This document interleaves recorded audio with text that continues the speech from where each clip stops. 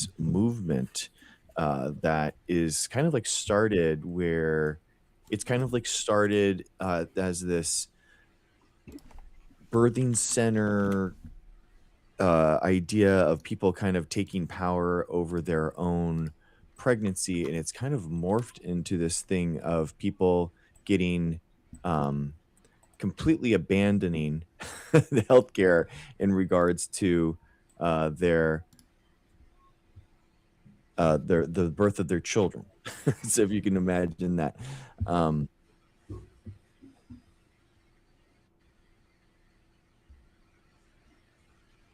Um, while we wait for our Sorry, I friend, have a little too yeah, no worries. If you have to step away, it's fine.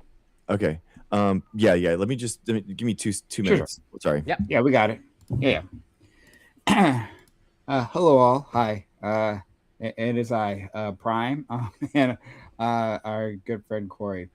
Hello. So yeah, uh, what started all this particular topic is that I saw a video talking about this article, but then actually read the article. This article is from the Guardian, and let me pull up the let me pull up the topic. Um, it's about influencers making millions, pushing the idea of wild births. Okay, um, and so this is kind of a two-part thing. One, there's this idea of free birthing, and you may not have heard of that before. Free birthing involves like ha- giving birth, right? A mother giving birth without the help of any medical doctor, right? Like you just kind of, or no medical attendants. You just kind of do it your own at home or somewhere else if you want to do it that way too. It's a whole thing. So there's a free birth society. Well, sorry. Well, okay. There is a let me separate these things. There's a thing called the Free Birth Society. We're going to be examining them in a second, right? What I meant to say No is like a medical free attendant. birth community, meaning that lots of people are doing this, right? Where they're deciding they're getting away from the medical establishment and doing it themselves. Now, the reasons why they're doing this are like interesting. Well, hold on, let's wait to Greg. All right, yeah. Hey, Greg, we're just going over free birthing. So Perfect. Thank yeah, you. yeah. I was saying that there's a free birth community, and some people, are doing this, giving, uh, not giving birth like within some sort of medical establishment or medical personnel, right? Not even necessarily a midwife. So that's what free birthing is. The reason why they're doing this is interesting, and we should be covering that too, like the reasons why people are deciding that. That's free birthing. Now, separately from free birthing, right, is wild pregnancies. And that is an invention of the Free Birth Society, which is an organization, right? Not just a community, an organization, FBS. Okay. And wild birthing, or sorry, wild pregnancies, excuse me. Wild pregnancies are where you don't like visit a doctor at all through the 9 months. So people within the free birth community, like like that's extreme. They'll like most people in the free birth community, from my understanding here, they actually do go to a doctor. They get prenatal care. They do the whole thing, right? It's just the at the end they decide, hey, I'm not going to give birth with the help of medical establishment, right? That's one thing. But for FBS, they're like, no, we have to take it a step further. You don't get involved with doctors at all, which, as you might, as I'm sure many of you might imagine, can cause many problems. Can put could people can stumble upon danger that could have otherwise been avoided. Right, very dangerous situation. So we're going to be examining that, right? Both like the idea of free birthing in general, without a doctor, and then much more extreme, right? Even within the free birthing community, this idea of wild pregnancies. So yeah. It's a good summary. Hmm. And yeah, pretty wild. It's a in-depth article, and like yeah, there's some interesting, let's say, quotes and events in there, um, and like yeah, pretty extreme in terms of like well, no surprise, there seems to be some conspiracy theories associated with it. You know, the belief that even ultrasounds are like harmful to a pregnancy, and Yeah. I think they use terms like what was it obstetric violence or something along those lines. Yeah. Um, Yeah. where it's like, yeah, pretty much like, again, framing pretty much the entire sort of medical establishment as like they they're out to get you. And there are bad actors associated with the medical establishment. Mhm. Thankfully, a minority. And as you alluded to, it seems like, at least from what I gathered in the article, there's a portion of this movement, the Free Birth Society, that it's, let's say, whatever, not to legitimize it, but sort of at least a cognitively understandable response to individuals having a bad experience giving birth in the conventional medical system. That's obviously, in my opinion, a very poor response to it, but I can sort of understand the rationale. Uh, yeah. Yeah, yeah, people kind of already have so people have players that you guys might have heard like the keywords like a midwife. A midwife is someone that you basically like are hiring as like a consultant that has at least some usually some type of like nursing background. So, mean that they have like maybe some education on labor and delivery, but they will never have the, in a birthing center or something like that, they'll never have the resources as like a hospital. And then a doula is kind of like farther removed either even from that, where they again don't have any resources because you're not at a hospital. They are giving birth wherever, and then also they have no education on it. It's basically just someone like giving their opinion. Um, and this has have been happening, when we started having babies like 9 years ago. It, it's it this was a thing like birthing centers, kind of like where you would have like a midwife or something. Was some people did it. It was like obviously very, I would say like more fringe, but unfortunately, I feel like it's gaining with this Maha thing where it's kind of like people shutting away from healthcare. So I want to be very careful here Sure. when discussing this. Well, two things. One, I just wanted to make sure I gave people the article so that people understand if they want to check out the article. It's a very long article, but Mhm. definitely worth the read. So it's on the Guardian, right? So if you search for the Guardian, the title of the article is "Influencers Made Millions Pushing quote unquote wild births." Mhm. Now the Free Birth Society is linked to baby deaths around the world. We're going to be talking about a lot of baby deaths, unfortunately, here because a lot of irresponsibility happening. But okay, but I do want to be careful in discussing this. One, there are reasons why a person would want to, like rational reasons, why a person would want to give birth outside of a hospital. In fact, there's a whole history behind this, and I think that's worth touching on. So there's that, right? And then there's reasons why people might, go to a birthing center and, be like work with a midwife. And responsible midwives, yes, they don't have, like our friend Greg said, they may not be as resourced as a full blown hospital, like a birthing floor, right? But one, like they are very well knowledgeable in common problems that would come up, common emergencies. They can deal with a lot of those things themselves, and a responsible one will come up with a plan for you. Okay, right? So like if things go wrong. And for whatever reason they can't, handle it, right? Like, how do we get to the hospital immediately, right? They'll like come up with an emergency plan to make that happen. Like people use midwives and it's fine. Separately, this idea of doulas, right? In case you don't know, DOULA, right? If you want to search for that, a doula. Um, doulas, again, as our friend Greg said, are non like medical professionals, but that doesn't mean they're not useful.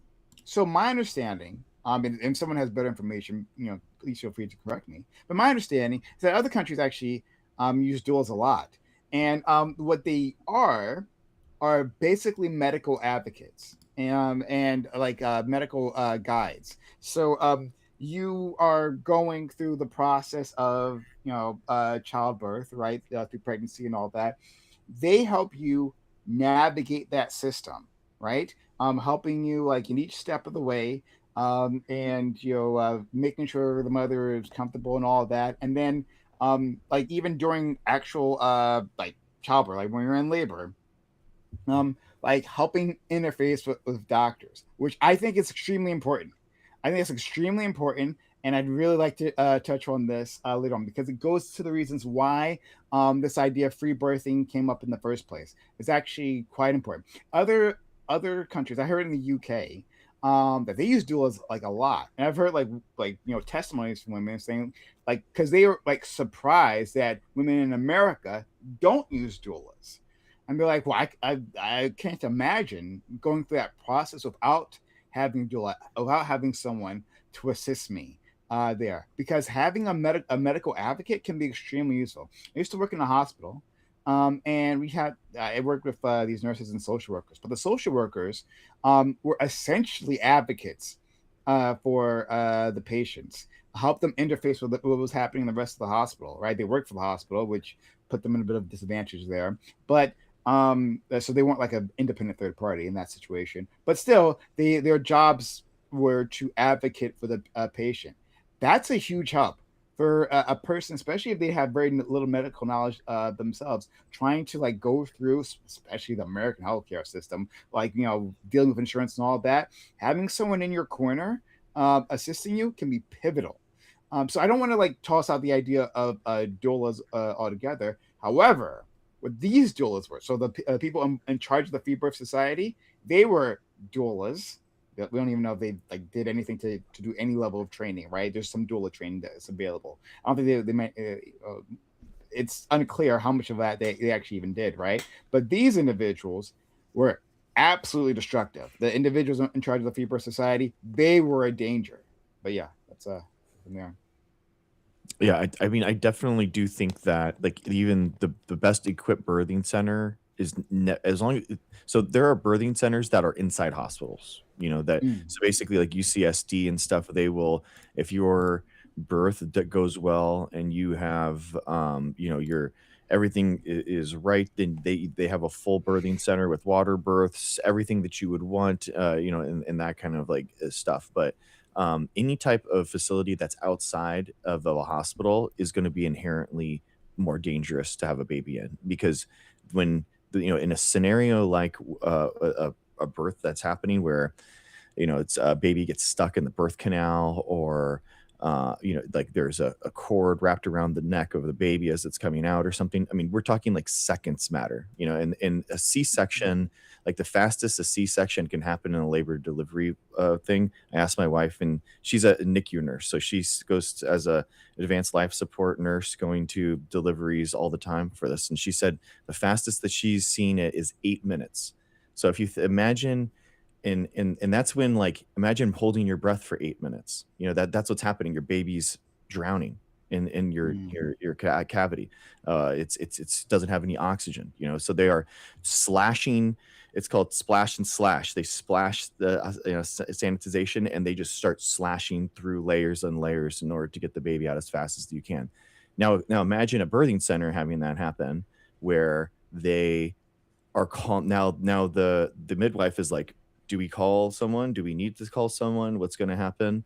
And then you're calling the ambulance to come. It's like we're talking 30 minutes, plus in order to get to the hospital. So even the best intentioned birthing center that's outside of a hospital is going to be inherently more dangerous for that baby. Yeah, that's I probably think true. it's fair. Go ahead. I'd be curious, but like, uh, I'm I'd be curious to compare, assuming, or I take it that it's true, that let's say the UK is more common to use doulas. I'd be curious to know like if there's any data on like the outcomes of like are there more greater complication rates or like higher mortality. But Remember, like doulas aren't necessarily you could be working within the hospital, being with a doula, right? So true, like yes, doula fair, and yeah, yeah. that's true. It's like a Uh, consultant, someone that's working with you, like, that would be totally fine, like a friend. It's just basically a hired friend that kind of has gone through the system, you know? I think that's like, in general, that's fine, but, like, in replace of, then it's, like, extremely dangerous, obviously, right? Yeah, I mean, they're not meant to be replacements. Like to be very clear, Agreed, right? Like a agreed. responsible doula Sure. isn't like a yeah, but just for the audience, right? Like a responsible doula isn't saying that they'll replace a medical professional, that they can do that or that that is a good idea, right? Like that's like not their purpose at all, right? I think the For largely there's the like a these supportive role, from what I Mhm. understand. yeah, yeah, exactly, yeah. Yeah. So like these two women who began like these I'm gonna try to keep myself from cursing, right? Like these absolute goddamn grifters, um, who started this free birth society. One did it for money. So let me give audience a little bit more background as to like what we're talking about in terms of FBS. The Free Birth Society started with this one lady who was like in some sort of doula program previously, but then kind of like like screwed off, right? Left that, and like was looking to make money, right? And they decided like, okay, I got this idea for like free birthing. I mean, free birthing, it was before her, but like she like became part of the society. She started um like going on social media and like creating a following, right? And what she was saying specifically was that like medical establishment can't be trusted. Like she had, I mean, like it's really worth reading this article because the quotes here are just crazy, right? But basically, she talked about how like yeah, there's like obstetric say it again the word for me Obstetric violence, I believe was the term. obstetric violence, thank you, yes, obstetric violence, that like they're basically what we hear maha in general, that there's a conspiracy against women, and in fact you have the power inside you, right? Natural births, right? Like are good births, right? It's natural and so it's good, right? And they said something, there was a line um like if it there's a healthy mother, right? um goes through a can go through a healthy pregnancy, and equals a healthy baby. That like basically, if you start off, as a mother, like ostensibly healthy, right? Then that almost guarantees you a healthy pregnancy and a healthy baby, a healthy delivery, and all that. Crazy, right? For all kinds of reasons. One of those reasons being, one, you don't even know how healthy you are, right? That's why we do the checkups, right? We don't know how the health of the pregnancy. We don't know any of that stuff, right? We go into these offices, and this person who might otherwise be ambulatory, be talking, be fully functional, she could have a ticking time bomb happening in her womb right then, right? But something that's addressable, because a lot of these things are addressable. But if you don't do that, if you just assume, oh, because like I don't feel any pain, everything is good. Oh no, right? By the time you find out, it'll be too late. So in any case, right? Yes, like this woman, like magical thinking is happening here, and then she reaches out for this other partner. The first woman, I need to find their names. I didn't memorize their names, but anyway, I think it was the Clark. original Last name is Clark Norris or Norris Clark, something to that effect. But like, yeah, I know who you're Norris referring to. Clark was the second one. Yeah, The first one was the Norris Clark is who was reached out to by the founder. Norris Clark was a rich white woman in the suburbs of Canada, and she like had like a bunch of babies. She had a bunch of she babies, had a right? litter of children. A litter of children, a bunch of babies. And the founder of FBS, again, could someone, one of you find her name? I don't remember what her name is. She reached out to because she hadn't given birth herself, right? And so she wanted someone with credibility. Like, well, how can you like tell me about these free births if you've never even given birth yourself, right? So she reached out to this other woman who's very much on the Maha train, right? Even before Maha, right? Like she's very much there. Um, and like they start collaborating, and then they like launch this free birth society, and they make a lot of money convincing women to be a part of this thing. So just giving a little a little bit of background so you understand what we're talking about here. But yeah, the FBS was founded by ex doula Emily Saldaya. Was her name? Saldaya. Thank you, Emily Saldaya. Right. So Emily Saldaya reaches out to Norris Clark. What was her first name again? Yolandi or Yolande. Like Yolanda or something. Yeah, Yeah, yeah. exactly. Yolanda, Norris Clark. She's the one who had a lot of babies. Yeah, and they start to collaborate. And yeah, they convince people. They convince them to take a bunch of courses, right, and like buy material from them. They start off with a Facebook group, but then people start complaining in the Facebook group and like saying, "Hey, man, my baby died following your advice." Or I had like was seriously injured following your advice. So eventually they shut down the Facebook group and then like had like a, a walled off site, a pay for site behind a paywall. And they started making a ton of money that way, right? And just been keeping that grift going. Yeah. Yeah. Apparently, well, according to the article, since 2018, generated about 13 million in revenue. And like yeah, there are some, as you alluded If to, you're some. talking, Greg, you are muted. So sorry. Yeah, yeah. So, I sorry. Yeah, I was. okay. That's so much money, man. That's unbelievable. But Sorry, yeah, Brady. as you alluded to, there were some wild quotes in there where again, sort of along the lines even that we saw this with COVID of like if you're a healthy person, it's like well your immune system can handle it like no matter what. As in, if you're a healthy person, no matter what, like the healthy person is supposed to like never get sick. But then if you got sick, well, you weren't healthy to begin with. So it's like again, the narrative works either way. It's like if you're healthy, you don't get sick. But if you do get sick, well, that means you weren't healthy to begin with. Okay, so it's all on you. Yeah. And then they had this idea of radical responsibility, Yeah, right? exactly. Yeah. So just very quickly, radical responsibility. Very quickly, it Okay. means that like you take responsibility as the mother, right?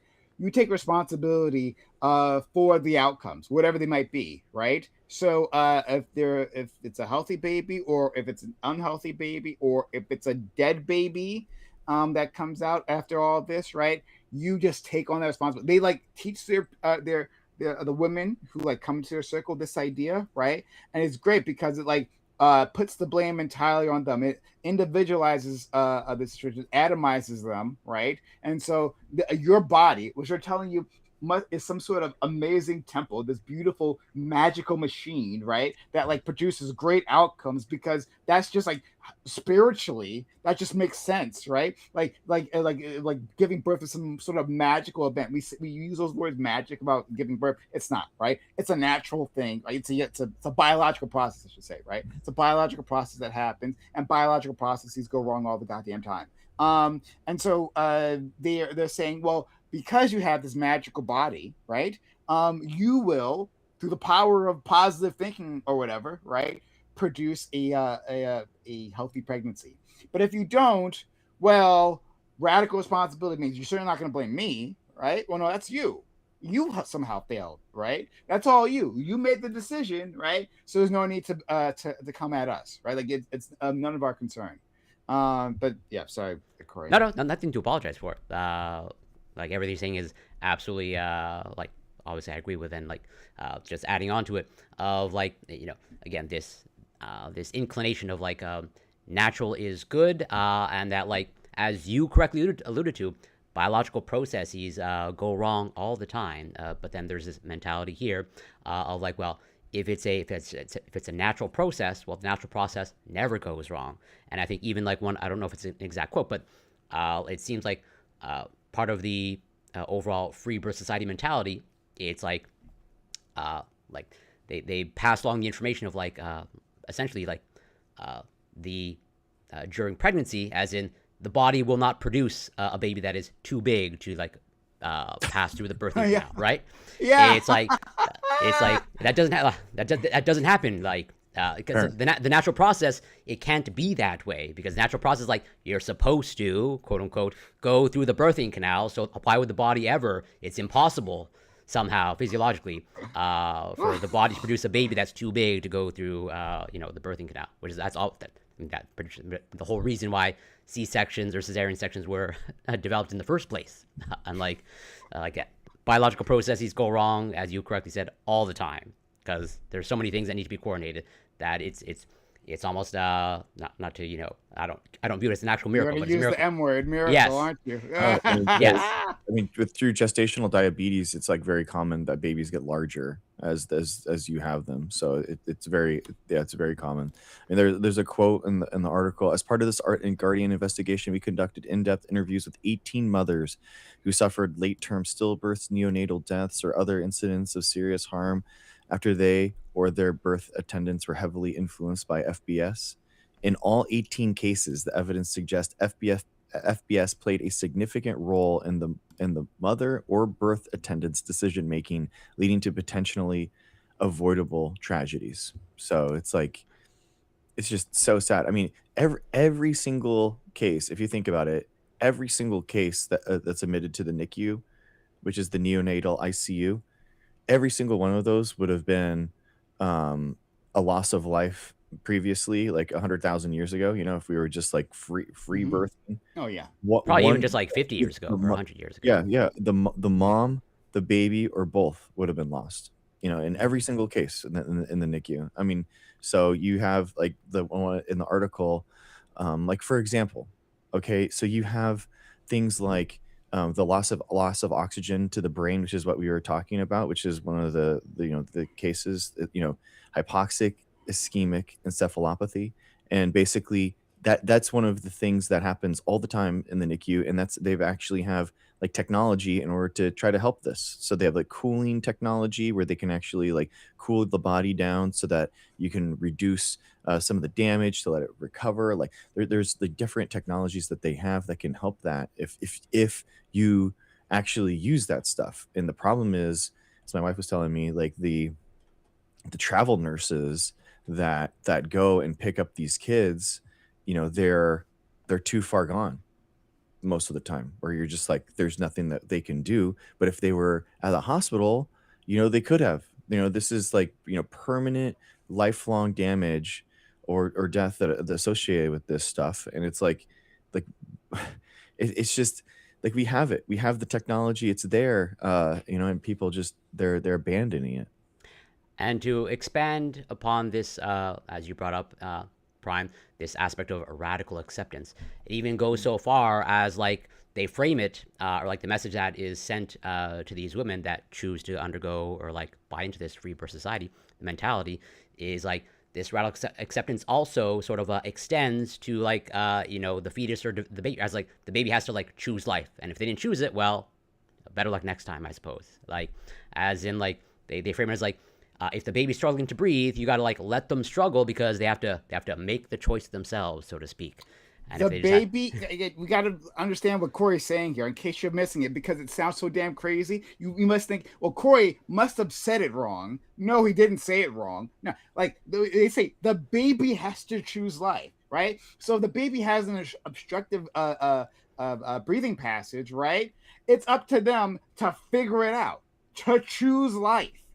Seriously, yes. And the within the article, the woman Saldaya, right, the founder, right, she says specifically, because again she's so part of this, right, part of the money making operation, was training other women to be not doulas, right, was it like birthing, they had oh a yeah, name, it's like birthing protocol, birthing keepers or something like that. But yeah, some yeah, a very legally crafted name, very specifically legally crafted name, right? To dodge regulations. a Anyway, radical right? birth They basically keeper. want to like radical birth keeper. Thank you. They wanted to basically expand the franchise type thing, right? Here's how you like find other clients, right? Here's how you do what I do. And part of that was like her like giving this anecdote, talking about like watching a birth and a baby like having a trouble breathing, right, like having some sort of in some sort of distress, right, and she like making the conscious choice not to interfere, right. It's like, oh, she said she was trained by society, right, to expect babies to cry or something like that, right, like trained by oh no, expecting babies to breathe or something, right? Something wild along those lines, right? That's like a societal expectation, and I had to deprogram myself from that. And so she said, like, it would. I think it would be bananas, right? It would be bananas for me to interfere with a baby like in distress, right? Like, or she used a different word there, but like basically that was the sentiment. That like, of course I wouldn't do that, and it would be silly for you to do that, right? And okay, part of the issue here. Oh, sorry. There's so many things like I'm just like spilling out of me, and I do apologize, guys. I want to back off and give you guys more space to discuss this. I But No, love no, like, it. you don't need to apologize. Like, yeah, keep going. yeah. So like you know people pay for like doulas or midwives or medical professionals, right? Like some people are come at this because they're like fully bought in to the FBS ways, right? To this whole idea, right? Some people are there, right, which is in itself a problem, but not all of them. Some people are hiring these individuals thinking, "Oh, I have like a professional who's going to assist me," right? So imagine you've given birth, right? Like it's a problematic labor, right? You're having trouble, and you're like, "Hey, help me, help me." You paid this person thousands of dollars, $3,000 to $5,000, right? Help me. They're like, nah, like I'm good. They told in that training, right? They told them in that training that like if like a baby dies and the police are called, that you lie, right? That you lie about who you are, you lie about what you're doing there, that you're just a helpful friend. They say like you shouldn't even sign a contract beforehand and instead get payment afterwards, right? Because if something goes wrong, well then you weren't a paid professional there to assist, right? Instead you're just a friend. You're a friend observing, right?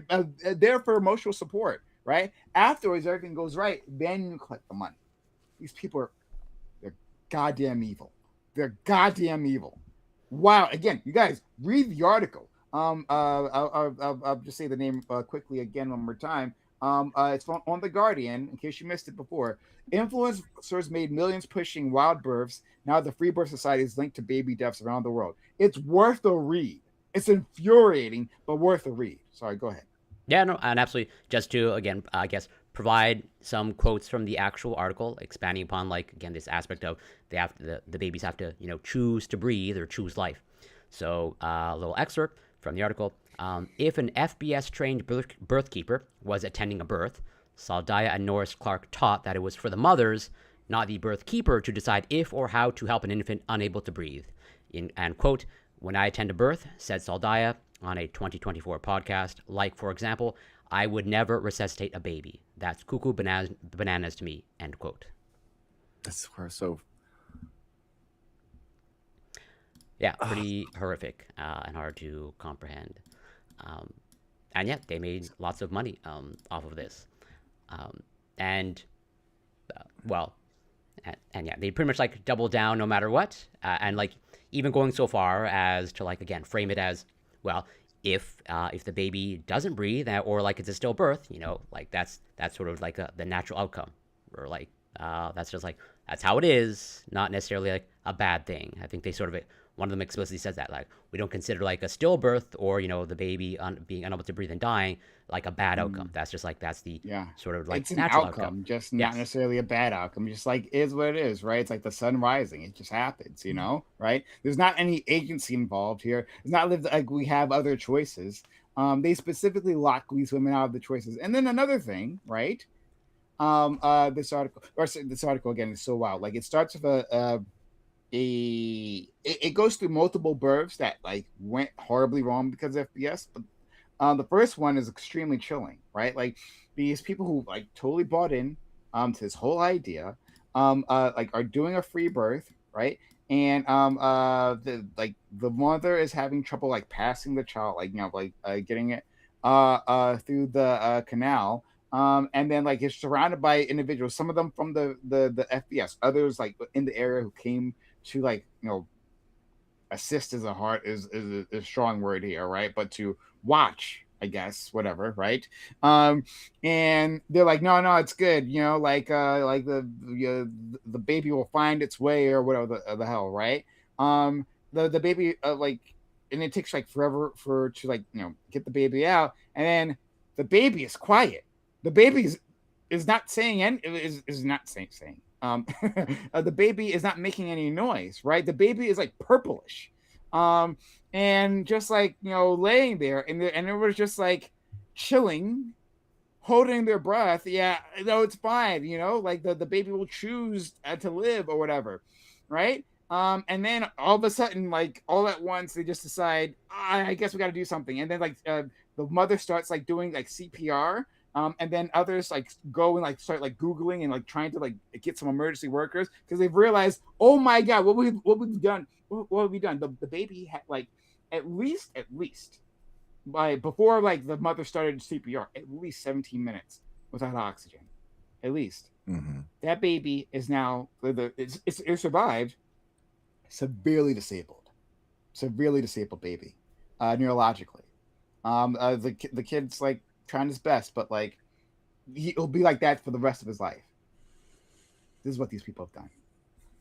It's awful, man. I'm just thinking like our last baby was a C-section, and it comes out so different. Like it comes out so like purple and stuff, and I'm just like the look of the baby versus like a normal vaginal birth is just they're not, it's weird. They're not like squeezed through the canal, so they have like stuff in their lungs. They don't have that. They look different.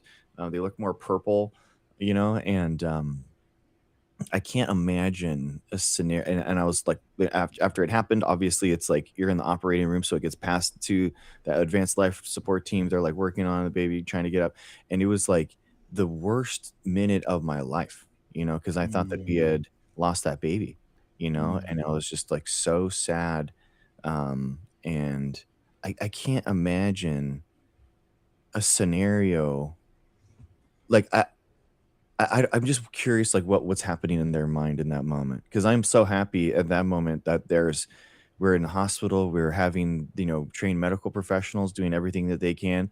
I thought that she was gone, so but it was really sad, but like um, at least we had that medical help. Like I can't imagine in that point denying medical care or denying um to give my baby the best chance in that scenario. That's the part that I'm like, are these people like it's sick, it's a sickness. Like they're like a parent, they're giving birth for like a selfish reason.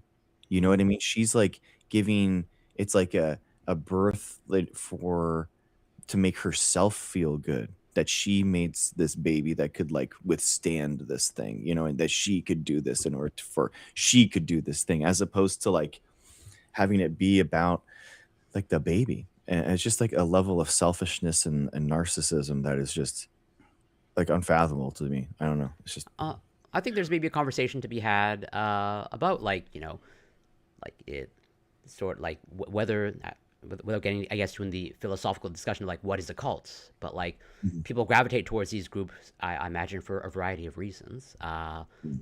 Some better than others. Like is it just like a genuine mistake, or like is something going on with communities groups like this that like it's sort of hijacking something in your brain, Mhm. or is it fulfilling a need that these people need? They're fulfilling a need in all the wrong places, type of thing.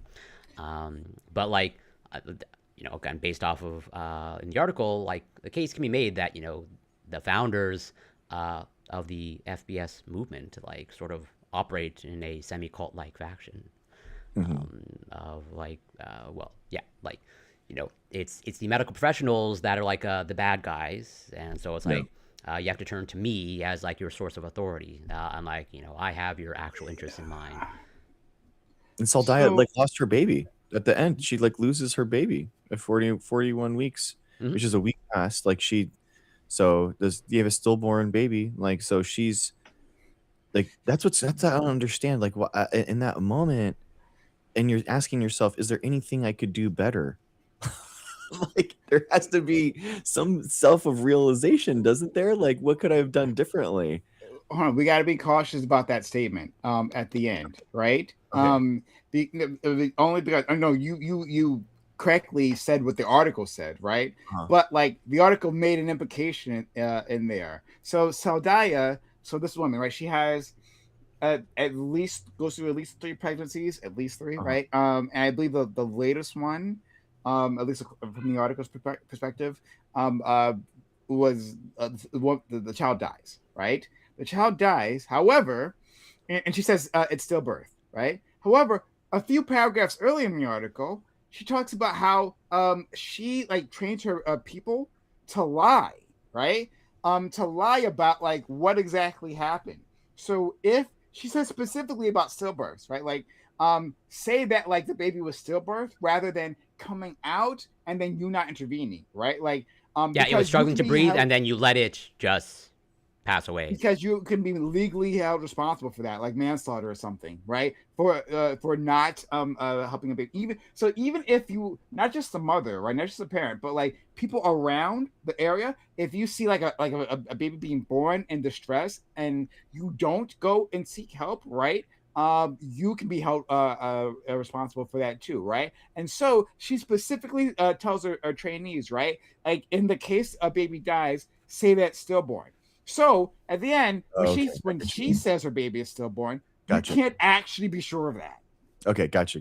Yeah, I missed that. Yeah, yeah, Well, dang, like that's even more depraved. yeah, yeah. Disgusting. Again, she might have been telling the truth, but like she's a known liar, Yeah, right? So we can't be sure of it. Well, it's Renee, part of the the program, or articles like the in training of like because like they recount one of the stories where one of the mothers that gave birth, and then or something was like off with the pregnancy, and like this mother wanted to go to the emergency room, but then she reached out to Saldai saying, well, if you have to go, like lie to the medical professionals, or like don't actually say when. I think the lie is like, don't actually say that your water broke like 48 hours ago. Say it was like, your water broke recently. Basically, yeah, she encouraged one of the mothers, encouraged them to lie to the medical professionals to pretty much cover up the fact that they are training them through this process. Yeah, again, once again, everyone, like the article is really worth reading, right? Because like we aren't like as you can hear the moral indignation in my voice, right? But it really doesn't like get across all the nonsense. Specifically, the one he's talking about is like the death of this child later on named January Moon, and no, sorry, not January, Journey Moon, excuse me. My Journey Moon was the child's name, and like the mother, like it wasn't just like she wasn't just in distress for a little bit. This like she had been in labor for days, like almost a week, I think, or maybe Yeah, she was over a like, week. I know she like described like she was in pain for like a while, and like the alarm bells were going off, but then like so that was like more or less like, hang in there. This is how it's like supposed to be, type of thing. Yeah, she was But in communication with this woman, texts and are nuts. yeah, the texts are nuts. You got to see the text; they're nuts. And like this woman, she's like leaking weird fluids, right? The mother leaking weird fluids, and in indescribable pain, according to her, right? And like, yeah, she's like, Saldaya is just like, yeah, man, this is just part of the process. Like, don't worry about it, right? It looks fine to me, you know. yeah, And and like then again, your body knows what to do. Was sort of like the message overall. yeah, this nonsense. Just like your body knows how to deal with like COVID or whatever the fuck, right? Right, I'm sorry, exactly. I mean to curse. I'm trying to not to, right? Or whatever the hell. Like just like that idea. Yeah, your body would just like naturally figure this out. Well, it didn't, and she eventually did have to go to the hospital. Like our friend Corey said, she told this woman to lie to medical Yeah. professionals about like when it happened. In any case, right? By the time she got to the hospital, this is days later after going into labor. Her child was like long dead, Yeah. just like 6 probably days. rotting 6 days inside of her. after 6 days, Mhm. okay, sorry, 1 If you second. got Go to ahead. go, it's cool. That's Sorry, okay. 1 No second. worries, no worries, Your friend. children should take priority. Like we're saying, very, very Yeah. apropos. Yeah. And like, yeah, I think there's many analogies to be made because it's like to a cult, because it's like how does like when this person is encouraging you to lie, all right, lie to like the medical professionals, and even like they even recount stories of like some of the mothers that were going through this, that are basically following this free birth society, understandably, some of their friends or family are not on board with this, or they're skeptical, and like they lie to their friends and family. And so it's Yeah. like, well, again, it is a curious mindset of like, uh, these leaders of this free birth society movement are like saying, lie to your friends and family, lie to your medical professionals, and it's like, how is that not a red flag to like, oh, maybe there's something off here if I'm supposed to be lying and covering up all that I'm doing to medical professionals and friends and family, right? But that happens with cults, like a lot. Yeah, she's in 6 days of active labor, which is, yeah, like, I mean, that's like something's insanely wrong, right? I mean, come on. And then it basically texts Saldaya, and Saldaya says, some women fudge the date when their water's open. If you go in and say it's been open for 24 hours plus, they'll C-section immediately because they're worried about, an infection at that point. I mean, that's like, they're trying to get the baby out. Like, yeah. And then Holiday, the mom, texts back, good. I think I'm going to go in. I feel terrible about it, but I don't want to let my pride hurt this baby. Yeah, I'm not going to tell the whole truth for sure. Oh, wow. Should I say 12 hours? And then Saldaya, tell the doctors, quote, I recently began labor and my water opened this morning and it was a bad smell. And I thought it was the best to come in.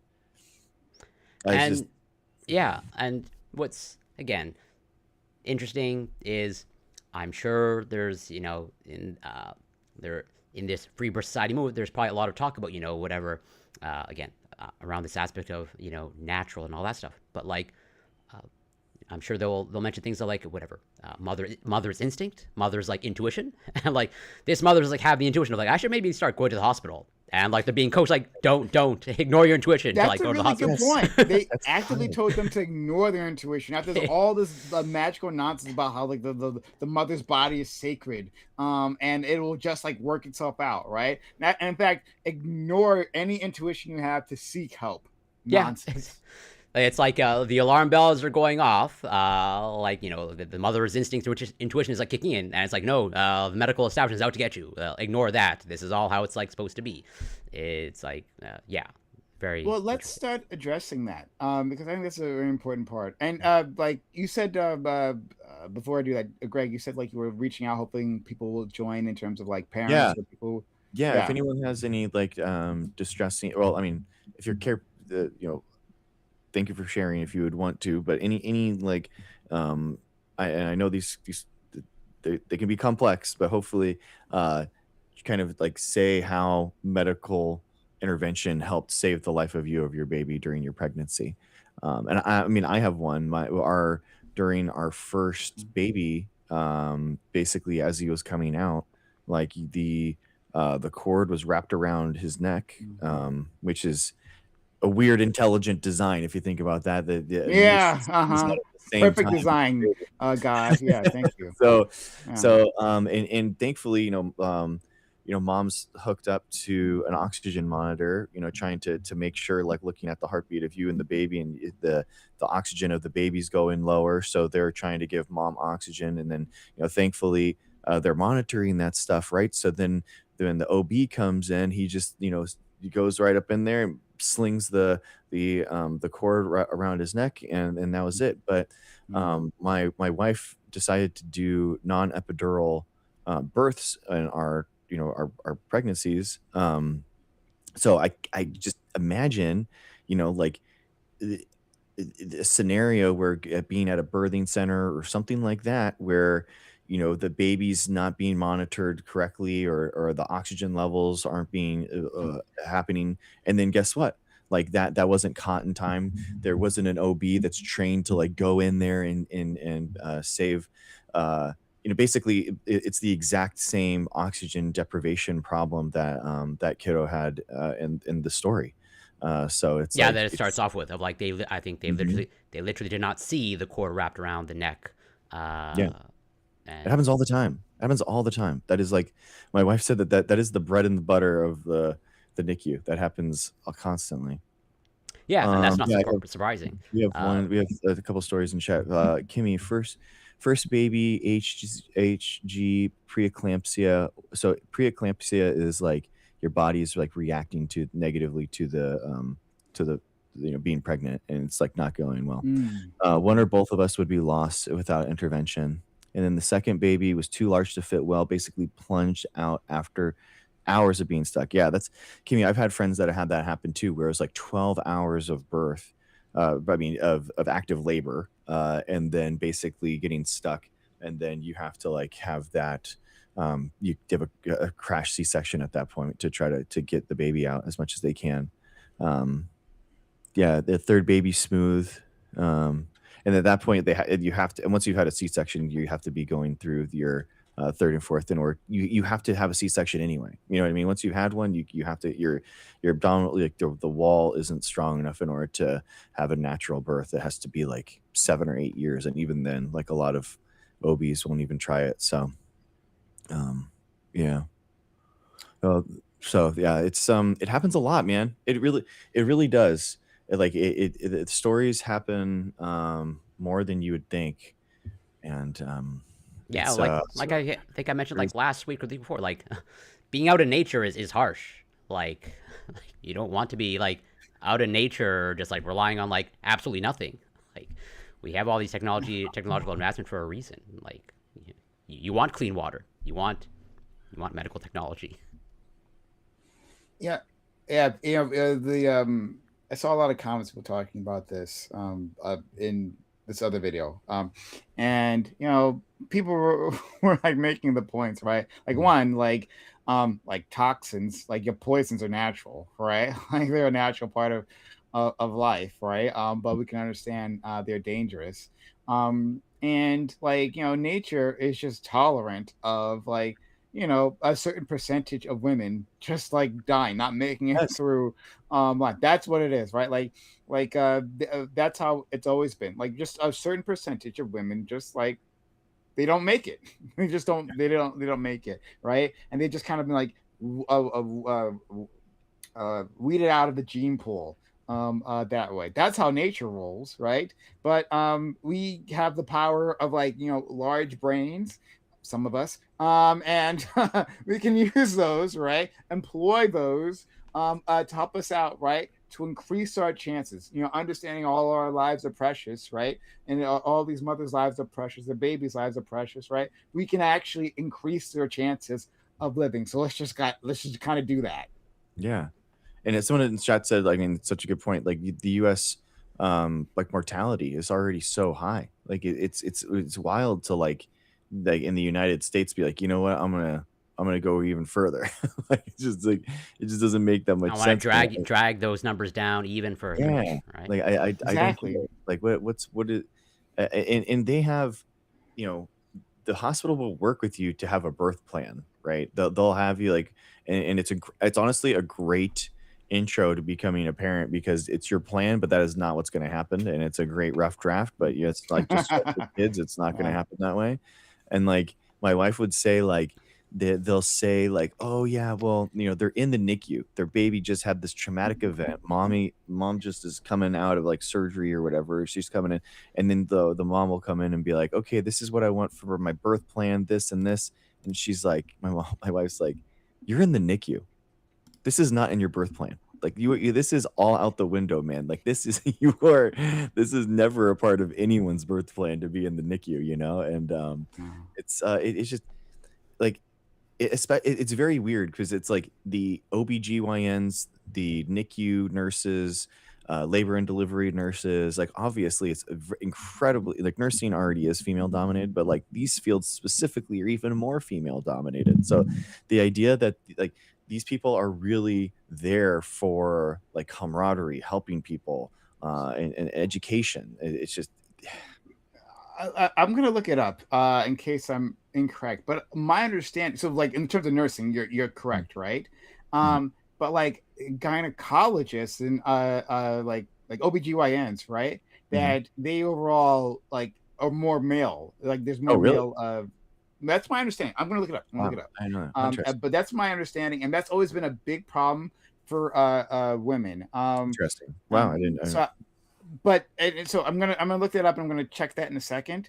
Mhm. Or Corey, could you look that up for me I can and look see that like up, the absolutely. sex ratio, please? Thank you so Mhm. much.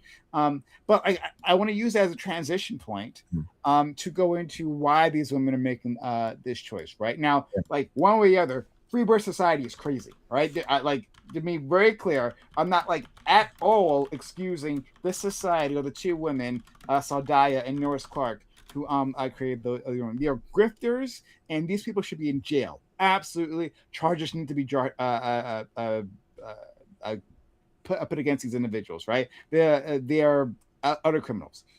But okay, understanding that, like, why are women making this choice? There seems to be multiple reasons. One is like just plain ignorance, especially when we're talking about like um, first time mothers. Yeah. I think there is, like, as we've talked about here many times before, there is a lack of education on, like, people's bodies, right? Like on sex education, on especially women's health. There's just not enough information. Like women aren't always taught like what their periods mean, right? And like, their cycle and all that, and like what does the maternal process actually look like? Not like the happy version that you see in like a TV, right? Mhm. On a show where, like, oh, there might be a little bit of trouble, but it kind of just works out, right? Within 30 minutes, it works out. No, the birthing process is a lot, right? And so people, those women, right, that cohort of women, kind of just like find this information and think like, oh wow, this appeals to me. Mhm. The some This is a slight tangent. I'm gonna get back to what I was saying before, but like, I think I think from that article, it was kind of clear that the people who like jump into the Free Birth Society, there was a type, right? It was a very lefty, naturey, like crunchy, I guess is the word people like to use, right? Type that was like attracted to that, The right? people that use Gwyneth Paltrow's Goop, okay, the Yes, crystal, exactly, okay, yeah, 100%. pretty Yeah, much your LA hippie, yeah, your crystal exactly mommies. that. And crystal mommies, yeah, a lot of them were attracted. Remember, these are the people who first made it Maha, right? Before it became a right wing thing, it became right The wing OG opposing. It anti-vax was movement, really. Yes, it Yeah. was a left wing thing beforehand, right? It was like the wellness thing was a left wing thing. Then it turned into a right wing thing. But in any case, right? That's the type of people targeted. So anyway, so those are people who just don't know, period, right? And don't know like the yes, obviously, it would be behoove you to have medical professionals into like helping you along these paths, right? However, and this is the part that I really want to touch on, is the other cohort. There are people who it's not so irrational. There are people who have been hurt by the medical profession, seriously hurt by the medical profession. And this happens in all kinds of areas, but it also does happen when we're talking about individuals giving birth, right? Luckily, like my friend Dr. Greg, him and his wife have had good experiences with the medical profession, like doing what they did, making sure their children made it out okay, and that's great. But for others, it's not, right? That high mortality rate, right? So like it's often discussed, like that the U.S. has like the highest mother mortality rate among like developed nations, right? Yes, that's a problem. One, it's a problem in general. Two, it's a problem more in certain communities, right? If you are, brown, right? If you're black and brown, that number goes higher. Mhm. Right? If you're just looking at those communities, that number goes higher. And those like there is uh, a tradition within the medical profession of doctors not uh, understanding or caring to understand about like the pain of black and brown individuals. That's a real thing, right? Yeah. And causing a lot of damage along the way, right? Doctors are just people, and like the general public, right? Like it's a crapshoot as to what kind of person you get. Really, a loving, caring person is going to take you seriously, or a person who doesn't look at you as fully human. That's the thing that happens. Um, there are ones who have made medical mistakes, right? Like they might have been honest medical mistakes, but like medical mistakes nonetheless, right? Or because they didn't listen to the individuals, right? A cousin of mine, she nearly died. She nearly died giving birth. Um, and she nearly died, because the doctors were ignoring her. My cousin, the one I'm talking about now, is a nurse, is an actual nurse. She understood like something was wrong when she was giving birth, right? Something was wrong. I don't know the exact the medical situation I was having her, but like something was wrong, and she was like asking for help, and they were ignoring her, right? The people around her ignoring her until like she forcefully made her case. And if she didn't get that help, like when they like took her to her surgery, right? And she had waited a few minutes longer, if they had waited a few minutes longer, she would have died. She would have died. This story is tragically common, right? It may not always end in deaths, right? Because, and that's the point I want to make. We look at the mortality rate, that's bad, right? But like there are people who survive, but also are just like suffer huge traumas, right? You can survive that and suffer huge trauma. You can survive that, like my cousin, right? And you can logically make the case, right? Like those people did not care about me. I was hurt. Sometimes maybe my baby was hurt. We survived, not part of the mortality rate. We survived, but maybe my baby was hurt, and I can't ever do that again, Mhm. right? There were in the comment section of the video I was looking at, right? There were a mother saying I was one and done because of what happened in the within the medical profession, right? With those OBGYNs, because of how badly they treated me. It was so awful. I'll only have one baby because of that. So, in wrapping up all of this, I'm sorry, guys. Mhm. Don't So what I'm apologize. saying is that like it's not crazy that these women are making this choice, right? Like the problem is that we have not addressed these issues, right? For white women and women of color, right? Both suffer. Some suffer more, but like both suffer. We haven't taken women's health seriously. We haven't given agency to women, where they feel like they're powerless going into these medical settings, right?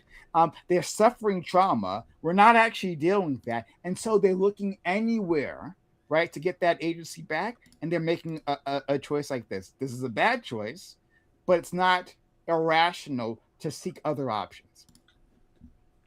Yeah, I agree. That's why I sort of alluded to in the beginning of like, there are again cognitively understandable reasons why some mothers would choose or gravitate towards this. I can cognitively understand of uh, as a result of being traumatized from an experience in the conventional medical system, turning away from that. That happens all the time, not just in this context here. Where like yes, as a result of failures in the medical system, people turn to uh, you know uh, bad answers, but what they perceive as better answers nonetheless. But then also just address this aspect of the statistics of OBGYNs. There's one study that I found from the American Journal of Obstetrics and Gynecology, looking at data from the Association of American Medical Colleges between 2007 and 2018, and they overall conclude that on average, across the 12-year period, academic physicians in obstetrics and gynecology were 43% male, 57% female, Mm. 68% white, and their overall conclusion is across the 12-year period, the representation of women and racial minorities has increased in academic obstetrics and gynecology in the United States. There is now a predominance of women, but there remains a trend for a predominance of white and male physicians in higher academic ranks. And this was published in 2020, so should be fairly up to date. Yeah. Yeah, Dr. Keisha Davis is in chat. Hi, Dr. Keisha Davis. Amazing podcast, guys. Really tackling a lot of these issues too about like women and healthcare and everything. And I think that she had a good question. Like taking those questions, like why not ask like a qualified OBGYN to those questions, like those problems that they have. I think like having I think like taking that to like another person as opposed to taking those questions to someone that is um I think Sorry, what questions are we talking about? I'm a little confused. sorry, in my chat, Dr. Keisha Davis was talking about having just asking those questions about the failure of like the birthing center, or the failure of the medical system to, like, why not like take it to another licensed OBGYN or something like that, having someone that is more like qualified rather than I think the idea is to try to like give the medical like professional and uh give them the chance in order to try to like answer those questions and fix those wrongs, or develop those Well, relationships. I don't necessarily disagree, but sometimes the reality is sometimes you only get one chance. And if you blow that one chance, people are just going to turn away from you. Like that's Yeah, Yeah. I think a lot of it. I mean, people get these, um, you know, it's tough, man. I mean, there's a lot of things that can go wrong, and it's not necessarily the the the fault or anything that someone does in the medical profession when they do it. That it's like, and people kind of like lay blame sometimes when they've done the right thing, and it does happen, and it's sad. That something tragic does happen, but my wife has it all the time, like with the NICU, where people want to blame them, and it's a really traumatic event, and people are very, understandably so, very fraught about it. But at the end of the day, it's like it's the best decision to always go with the medical. um it's always the best. I mean, yeah, I agree. And in an ideal world, if someone has a bad experience with one particular I OBGYN, sorry? Okay. Sweet. Thank you for inviting Keisha Davis. Dr. Keisha Davis invited Sharon Smith, Dr. Sharon Smith here. So perfect. I think she's an OBGYN. Perfect. Oh, fantastic. Amazing. Yeah, yeah. If they want Yeah. to contribute in any And way, as I invited but Dr. Keisha Davis when she came in, so I'd love to. Yeah. yeah, All people are. by all means. We could co-host too if you Hello. wanted. Yeah. Hi. Hello. Okay. Cool. Hello. Oh, Perfect. Okay. Hello. Cool. So we got Oh, here Doc- comes the- Dr. Keisha Davis and Dr. Sharon Smith. I I invited her, but let me tell you, it's like Friday night. Hmm. It definitely is a laid back time. Hello, y'all. I do like to end in these conversations. No, this conversation is very sensitive. Okay, as a Black woman, as a woman who is a Black woman physician, and a friend who was a Black doctor that lost her life in this situation, it's very sensitive, and I think when you cultivate these conversations, you need to be just aware of that, and have the people that live it every day when you're having it, not just to have it, just personally, okay? Especially when you're talking about women and Black women, and I don't see one that is such there. I just personally have that, but we did a whole deep dive. I think it's called "I've Never Seen a 5-second C-section." Is that what it's called? We had 3 Black OB-GYNs on the conversation talking about Black maternal health in depth. It's on our podcast, on our platforms, the Medical Collective. But off to you, Dr. Sharon. Yeah, I came because you summoned me because I've never encountered. I know. I'm telling you, she wouldn't come up here if it wasn't for No, I know it's not that I wouldn't. I just have not come across this space. I know. Yeah, exactly, this space. But I am happy to educate or give light to maternal mortality on a whole, and even particularly Black maternal mortality. Oh, Dr. Sharon, also they were talking about free birthing in these birthing centers. Yeah, we were looking at the Free Birth Society, the Guardian, kind of like expose talking about it, and the dangers that are associated with it.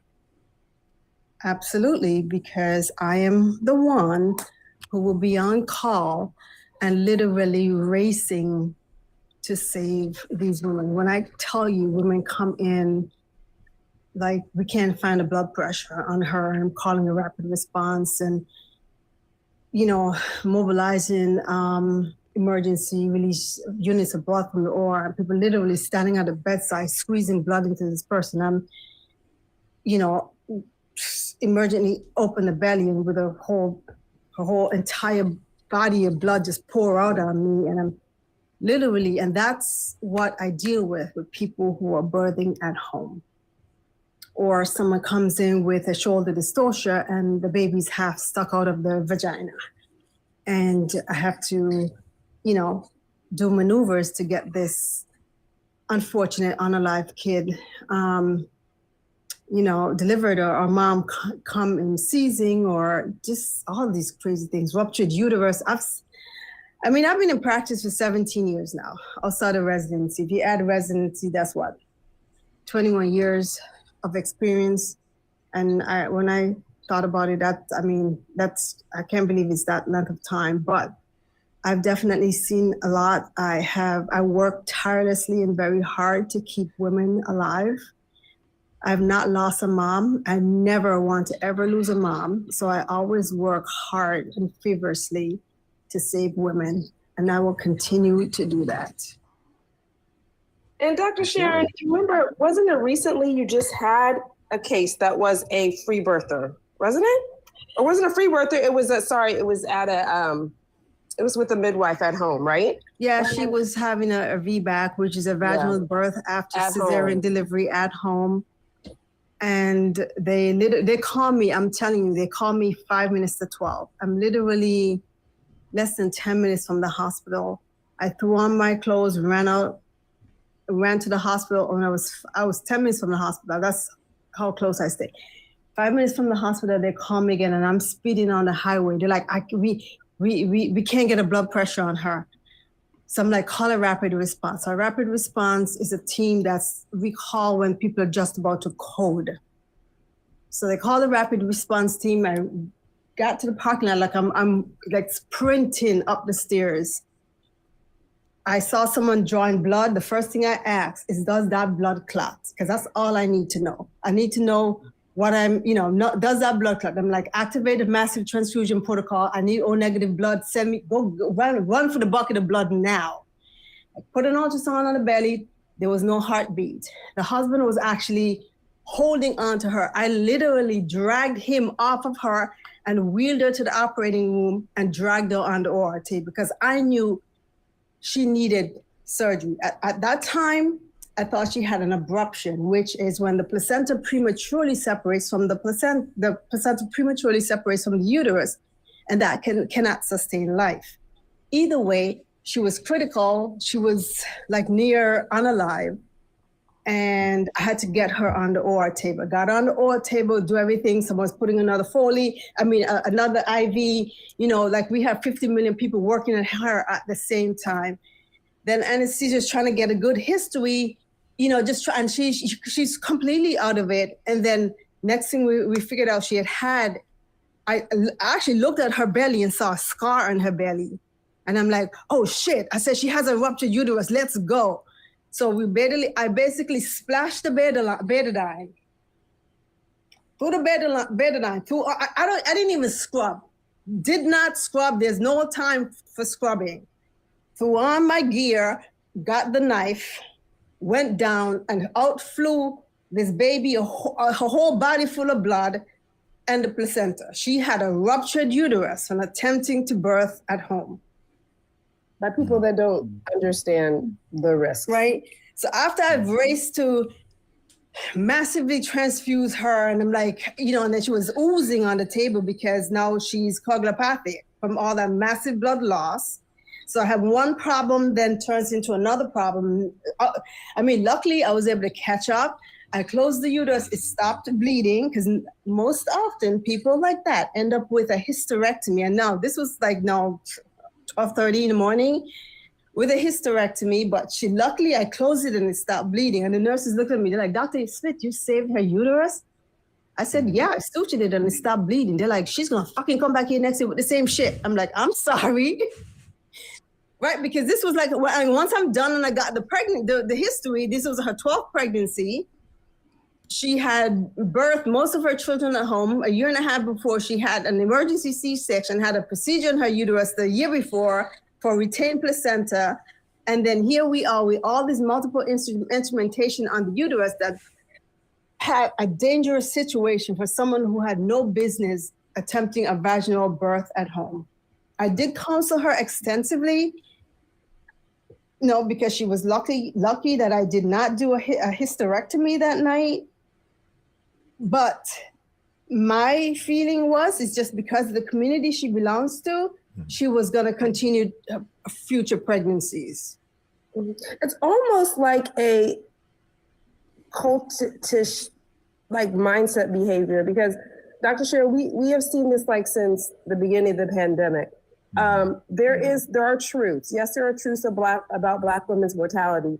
The error rate that was spoken of earlier is actually incorrect, because the error rate with surgeries is not high, and that's not the issue. The issue is that, if you don't have a trusted doctor ongoing support, then you're not going to see the same outcomes as someone that sees a Dr. Sharon on an ongoing basis and is going to get the prenatal care that they need, right, and not get lost. And then, of course, yes, postpartum period is very important, and having a patient advocate or somebody with you is very important. But what's getting lost is in the midst of this distrust that some women have for healthcare, and trust me, I'm a Black woman, Dr. Sharon's a Black woman, we understand it, is that now people are harping on it. You got chiropractors, you've got people that are not MDs harping and saying, well, because you don't trust them, come this way. And they're leading you astray. Instead of finding a better way to have your birth plan, you're deciding you're not going to have a birth plan. And you think being 5 minutes from the hospital, when actually 5 minutes to Dr. Sharon, means that that baby or that mother cannot be resuscitated in time, because 5 minutes does not mean 5 minutes direct to the OR. Actually, 5 minutes you have, is 5 minutes is enough to develop ischemic encephalopathy, right? I mean, I've literally gotten from incision to baby out in less than 30 seconds. Wow. When I have, that's why I think these are, Dr. Keisha have a podcast named 30 Second C-Section, but literally. Yeah, that's where the conversation was, and that, Wow. Like literally, because I've had to, I don't, you know, no, let's go. That baby heart rate went down. It didn't come back up. Let's go. I got less than a minute. I mean, I've had another thing that I've seen that come in from home is a cord prolapse. Oh, Jesus, why? A cord prolapse. And you guys can, I mean, I don't like to send people to Google, but you can Google that. But because that is like an extreme emergency. That even in the hospital, if you don't have everything mobilized, that can really be a bad outcome. And that's when the cord prematurely delivers before the baby, right? So that cuts off all oxygen supply to the baby. And that's a race to the OR to get that baby out in a swift manner. You know, and I've had a home birth with that. When the baby was gone, it was gone. And I mean, and I understand there's distrust in the medical system, but home births are not the answer. It's not the answer. Yeah. So first of all, I'm very thankful for both of you for coming on. Exactly the perspectives that we needed. So that's like absolutely fantastic. And so what I was saying previously, and I would love to understand like your response to this, right? Like it seems like you two are acknowledging that people are suffering pain within the system, right? And again, I agree with you. Like, so you're going to get no pushback from me that free birthing is not the answer, right? We're making that very clear. Hey, you need medical assistance, right? Like, absolutely. But you know, this article, and it's a fantastic article from the Guardian. I'm going to read a paragraph very quickly from it, right? Emails flooded into FBS, Free Birthing Society, from women who had experienced life-affirming unassisted births. Many had previously had traumatic births in hospital. The obstetrician gynecologist who delivered writer and birth worker Caitlin Pearl Coghill's second child in 2015 performed a membrane sweep, an internal procedure to induce labor, without her consent. He subsequently lost his license for having a sexual relationship with a patient. Quote, "He was a creep," says Coghill, and he was abusive, and it definitely felt like sexual assault. So this is just like one example of this individual, and it's not like the worst I've heard. This one was actually, I've heard worse than that. So like, how do you feel that we address this? Because what I was saying previously is that like people are choosing this, just like in terms of like anti-vaxxers. They're choosing this because they feel like a lack of control within the medical system, right? That people within that system have harmed them, and then they don't want to try it again. So like, how do we address that? So whenever I encounter a patient, in fact, this actually happened to me last week. I encountered a patient who had a very traumatic birth for her first baby. So she came in extremely nervous. First, you got to acknowledge someone's trauma and pain, right? I can never brush that off. I don't walk in their shoes. They have to tell me what their pain is, and I believe it. And actually, one of the nurses that helped me take care of that told me that before I even went into the room. She said, "Hey, doctors, but the last baby was a shit show." I said, "Okay." Then I went through and I looked and I read everything that happened. So I went in and I sat at her bedside and I spoke to her, right? And first of all, I told her, I said, I did go through your history. I understand and I see what happened the last time. And I said, I'm going to give you my word that I would take the best care of you I know how. And what happened the last time is not going to happen under my watch. Right? So then I told her everything I was going to do and why I'm going to do it. And I allowed her to ask questions. And I told her, I said, you can ask the same questions 50 million times. I said, I don't care if you ask the same question 50 million times. I will answer it 50 million times in different ways so that you can understand and educate you. Right? Mm-hmm. So then she relaxed and she became much more, comfortable. And then, so I did it was a repeat cesarean delivery. Everything went well. I spoke to her throughout the entire, to the entire procedure, showed her baby when I delivered the baby and then gave the baby off to the pediatrician. And then, and everything went completely well. But I sat at her bedside and assured her that I'm going to minimize or reduce or completely eliminate that trauma that she had from her first delivery. And she went home happy and very thankful and grateful that I took my time and went through everything with her and explained and allowed her to ask questions and answered every question and held her hand through every single thing, even as the anesthesiologist put in her spinal, held her hand, laid her down, stroked her head, gave her a cool towel to help her feel better so that she knows, or she knew at that time, that she was in good hands. So it takes going that extra step, that extra mile, which I have no problems doing it. I have taken care of women who have had SA. I've taken care of women who had genital mutilation, right? I've taken care of women who they were having a baby and they're like, I'm not pushing because I'm not having this baby because I didn't want this baby. My husband raped me and this is how I ended up with this baby.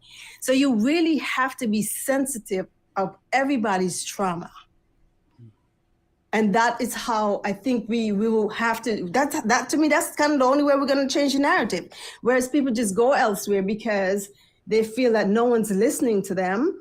No one's acknowledging their pain. So, and it doesn't help. It really does not help at all. Nope. You remember what Dr. Sin said too, is we have to realize too that a lot of us have a lot of knowledge, right? So when you go into these situations, and even my friend, we were in medical school at the time, I think residency, and she called me because, her husband wasn't listening when her heart rate dropped, is to have an advocate or have somebody there. I know that's easier said than done, but you've got to have a plan together. You've got to have somebody there and communication. And listen, I know when it comes to OB, if you are in a rural area, that's a different situation, right, Sharon? But if you aren't in a rural area and you have a choice, or even in a clinic, get to know the other doctors in case someone else will deliver you. Get to know the staff and have that comfort and let them know. If they don't answer your questions, ask again. Write them down. Remember it. Put it in the notes section. Know your patient advocate. Yes, there's ones for the hospital, but there's also, I have a whole list on our website, medical-collective.net, under patient resources of patient advocate sources that you can find, like outside ones that are neutral that you can go to, especially if you're trying to heal from a traumatic medical situation. But running from the science of medicine and what OB-GYNs do is not what you solve it with. You solve it by making sure you have a plan and trying to fix the system. But the system is not going to be fixed overnight. It's not. Yeah, I'm curious, like, what do you guys think about like institutionalized kind of like trying to root some of this stuff out? I mean, obviously with the administration right now, it's not going to happen, but like, I feel like these like unsafe birthing centers, like I don't understand how they can even be legal because the people could think that they are safe, you know, and obviously they're not, you know, and I don't think they should be allowed. I mean, they shouldn't be allowed. I mean, the stipulation, like for me personally, just knowing that the thing is with OB, things can go from 0 to 100 real quick. I cannot tell you the amount of time over my career, including residency, that I've literally dragged a stretcher out of the hall and run down the hall with the stretchers. I need anesthesia. Come, give me the blood, give me blah, now. And in 2 minutes or less than that, I have that patient on the OR table. If they have to put her to sleep, they'll put her to sleep really quickly. I don't care if you count, give me the scalpel, and I go to town, get that baby out, and then we'll catch up after. Baby out, I'm good. I can wipe the pee off my shoes or wipe my pants after I'm done. Because it literally is like, okay, all right, breathe. The baby's out. All right. You know, now look over the anesthesia. You good? How's her back? Is she doing good? She need blood, blah, blah, blah, you know. And that's how we do it. But I cannot tell you the amount of times things go from 0 to 100 real quick. Dr. Sharon, someone said in the chat, maybe you need more well-experienced midwives. There's a caveat with that because, again, at the end of the day, when it comes to needing an emergency procedure, a C-section, whatever is being done still needs to be done, in my opinion, and Dr. Sharon's, within a hospital setting. That's where we're failing. We're, again, at home, 5 minutes, even if you're 5 minutes away, even if you're across the street, you're not going to get there in time. And is the doctor going to run down? I mean, you're thinking in utopia, if you're going to get there in time to be able to get the help, like she said, it can happen within a few minutes. That's why you need to be in a hospital. There are like some of the hospitals that I cover, there are midwives in the hospital and I cover the midwives, right? Because obviously they can't do a C-section, or if they need an instrumental delivery, like a vacuum or something, then they're not trained to do that. So then that's where I have to step in and do that. And I've done that.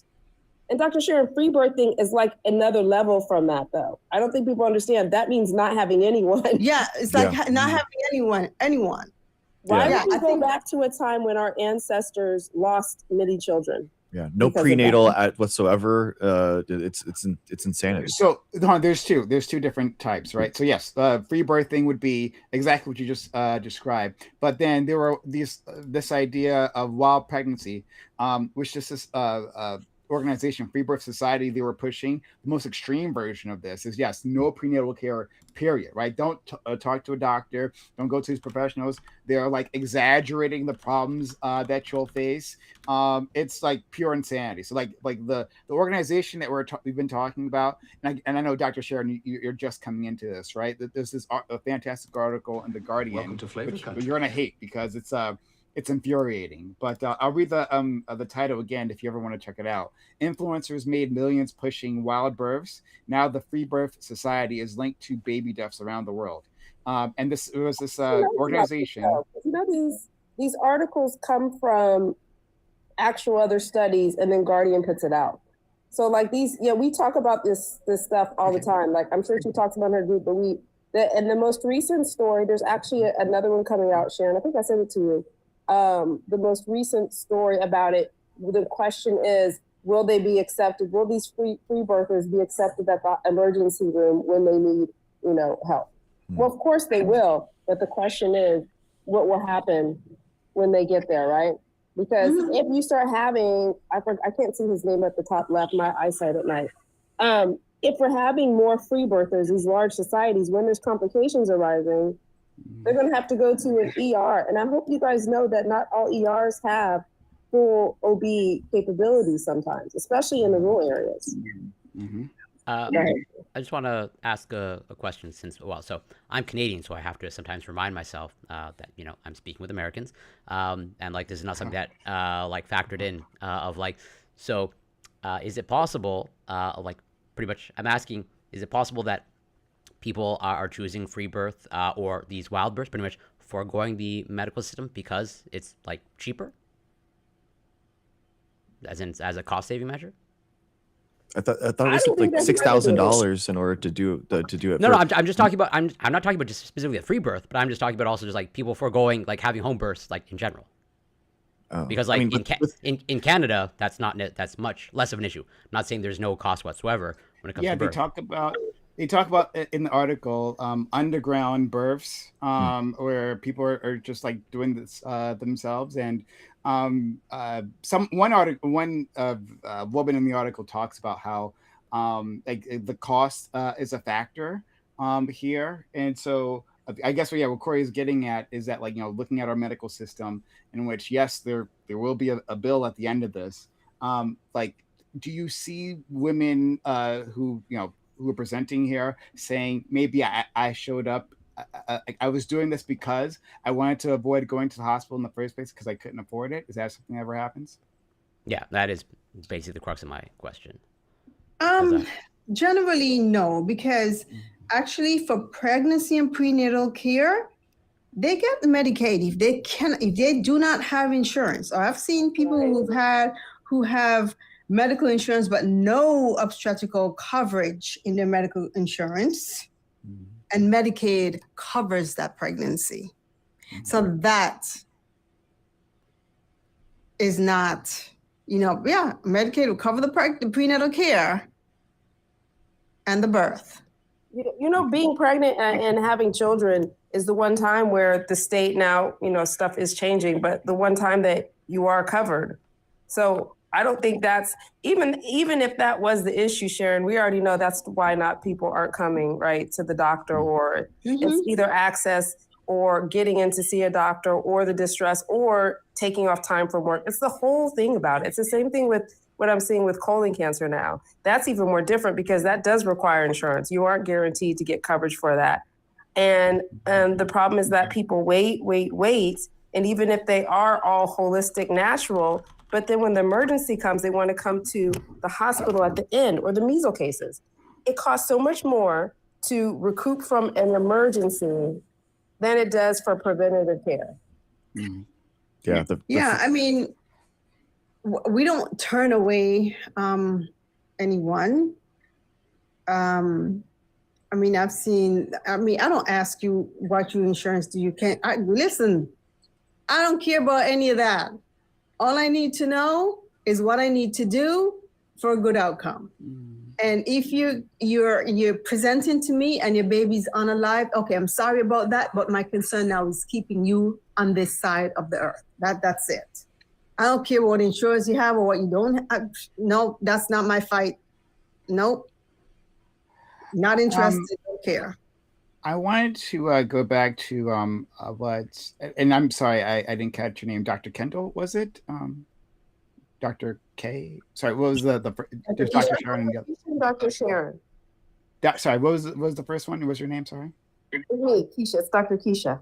Dr. Keisha. Okay, yeah, sorry. It was like you faded out, but thank you so much, Dr. Keisha. I like what you said previously, talking about health advocates and how important that was. I was talking about that previously when we were specifically in terms of birth, talking about doulas, having someone just to help you go through the whole system, and and be by your side, and push back where it's appropriate to push back. I'm thinking of it and expanding this out, not just from births, just again how the medical system treats people of color. You may be familiar with this particular case. It was extremely galling. The death of Susan Moore. She was a physician. She died during the COVID pandemic. She Mhm. you can there is a Wikipedia page if you guys if We people know out there. her. We know No, we know We know her. we know no, no. her. I'm saying I'm talking to the audience here for them Okay. if they want to take a look at. Yeah, no problem. But yeah, uh, uh, there's a Wikipedia page, and I'll read from this just talking about how she was treated, right? So she comes down with COVID. She's admitted to this hospital, admission to Indiana University Health North Hospital, and it says Moore tested positive for COVID-19 on November 29th, 2020, and was admitted to IU Health North Hospital for care. On December 4th, 2020, she shared a video to Facebook in which she described how white doctors refused her pain medication, which she said, quote, made me feel like I was a drug addict, end quote. She was she also recalled begging for treatment with the antiviral drug remdesivir, used to treat COVID-19 patients not on a ventilator, in addition to begging for a CT scan. She reported that a white doctor said, quote, you're not even short of breath, end quote, although she was at the time. In the video, she stated that, quote, I put forth and maintain if I was white, I wouldn't have had to go through that. This is how black people get killed when you send them home and they don't know how to fight for themselves, end quote. So she gets discharged from that hospital and then like admitted to another hospital eventually later on, and she does eventually die. But like this treatment, and what I was saying before previously is that like yes, there's a mortality rate, but not just the mortality rate. There are the people who survive, right? Who may not end up dying, but the people who like get hurt or suffer some sort of traumatic experience. And so I loved Dr. Keisha what you were saying about like having advocates, how important that is, because people like one they give up a lot of agency to doctors, right? Like, hey, trust your doctor, right? I mean, we're saying it right now. You should trust your doctor, but That's not what I mean by sorry, by using a patient advocate. I think sure. that's where the problem is with looking at replacement. It's a team, right? It's not you're using a patient advocate because you don't trust your doctor. You're using a patient advocate to have the conversation and to basically be able to make sure everything that you're trying to say is met and to fill any gaps in. It's not because you don't trust the doctor. A patient advocate cannot replace a physician, does not understand what they're doing, the ordering of the test, what the procedures, but will help you and guide you, and also in payments, right? And social services. So that's what the patient advocate is for.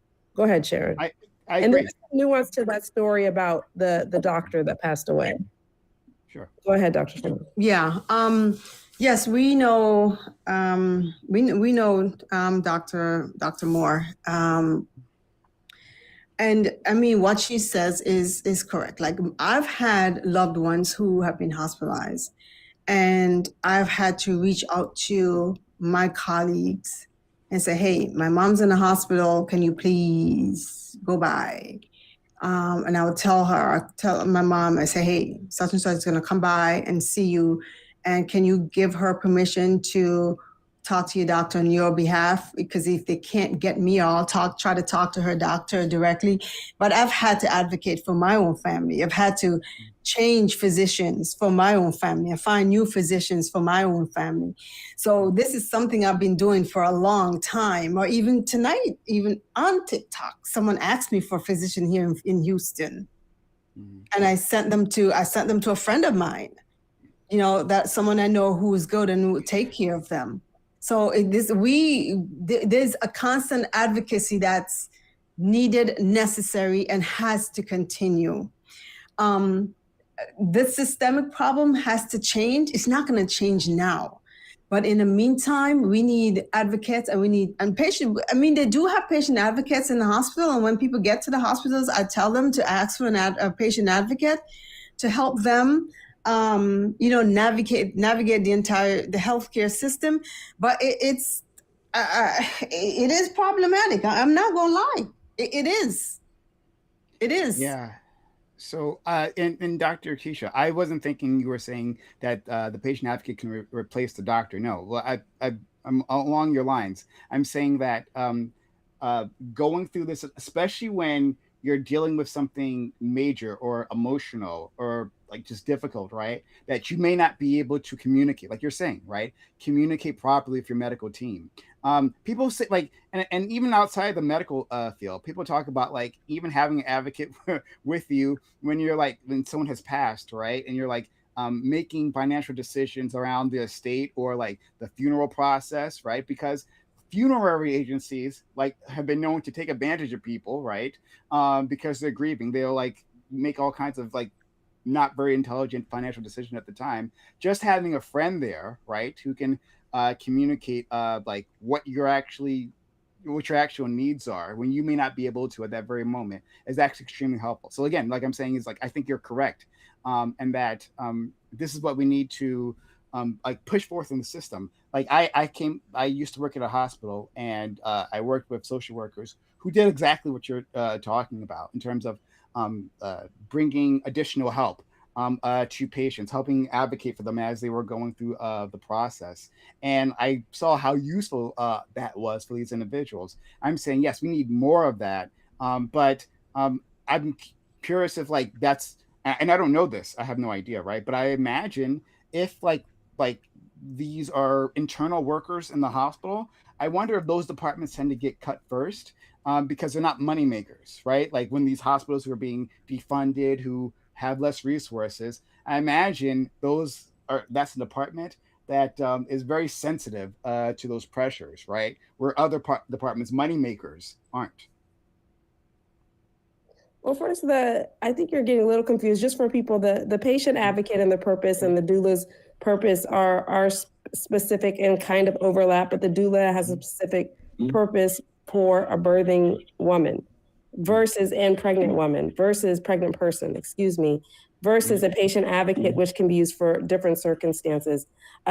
Dealing with an estate and stuff is not the patient advocate. That's something else. And the hospital patient advocates are, at the end of the day, working for the hospital. So sometimes even when you try to file a complaint, there is nuance around that. And hence why I gave a list of patient advocates that are actually work for themselves. Actually, one of them is our friend, Dr. Nicole, who is a physician turned patient advocate and has a whole thing. So she has a leg up because she has the experience of being a physician, a pediatrician, and now she's a patient advocate. So if you're looking, I really implore you to look into her. She has some blogs in there too on her website. But just to tell you that, I think Sharon was going to say something. Well, no, not really, but I do definitely. If anyone goes into the hospital, like if I'm hospitalized, I need somebody to advocate for me, because if I can't speak for myself, or I'm just not with it, and I hope and pray that never happens.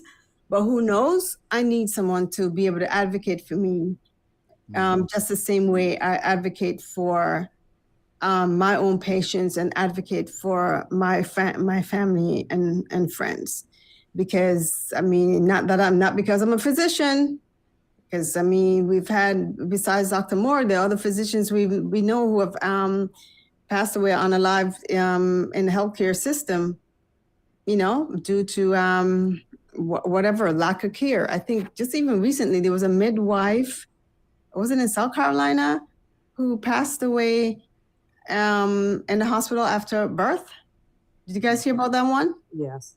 I did not. No? No.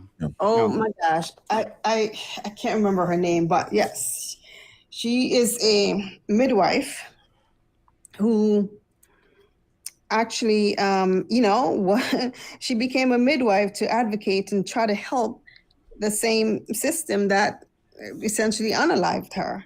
So from what my understanding is, and this is just from an outside view, she had to be delivered at 32 weeks for severe preeclampsia. So if you got to be delivered at 32 weeks, premature, 8 weeks earlier, you have to be severely preeclamptic.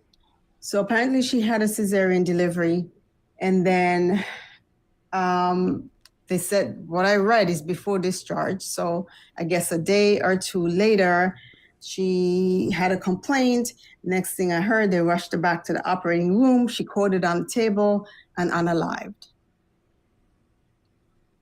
So I'm not sure exactly what happened. It's either she had internal bleeding, or the next thing that I can think about is what we call a bowel evisceration. Those two very critical things. But yeah, just within the last few months, maybe, yeah, I can't remember her name, but I'm sure if you Google midwife who passed away in South Carolina, a midwife, it was actually even all over TikTok. Right. So even the if, stories first over here. huh? I said we get the stories first over here. I think it's probably, Yeah. We always share with each other. Yeah, we're always finding Yeah. good things. I have my, I have one last question I'd like to ask you too. So about you know the state of like the field, right? Our friend Corey, he was talking about some statistics about like who makes up the field, who makes up OBGYNs, and then like now it's was it more than half is like 57%? Yeah, around 67, 60% ish, give or take. Yeah, there were 50, Yeah, I around think it was exactly like 60% 57%. Yeah, are women, at least according to that study of whenever it was taken. Mhm. And like, do you think that the field would be much improved if like women were like vastly overrepresented in terms of OBGYNs? That like, do you think there's a difference in care between like, not that like male doctors are bad people or anything like that, but that there just tends to be a difference in care between female doctors and male doctors, and in terms of race? Do you think that makes a substantial difference if if you can understand a person's cultural experience or whatever that might be, right? Do you think these things make a difference, or maybe we should be looking to somewhere else to like make these women more comfortable? I do. So we already know that female physicians have better outcomes than male, right? That's statistically proven. And then, so that in itself, and I will tell, and I have examples of taking over care of women who were under the care of a guy. And when I go in and I go through, I do what I call chart rounds. I go through the chart, go through everything and stuff. I'm like, okay, so where's the H&P? Everyone who comes in and gets a history and physical. Like, where's the history and physical? Where's the H&P? No H&P. And then I go through the labs. I'm like, why is a white count 40? I'm like, that's crazy. Your white count shouldn't be 40 after delivery. And then it was 30 and 40. And then when I went and spoke to her, she's like, well, during the pregnancy it was 20. I'm like, why is your white count 20 and 30 than 40? Oh my Lord.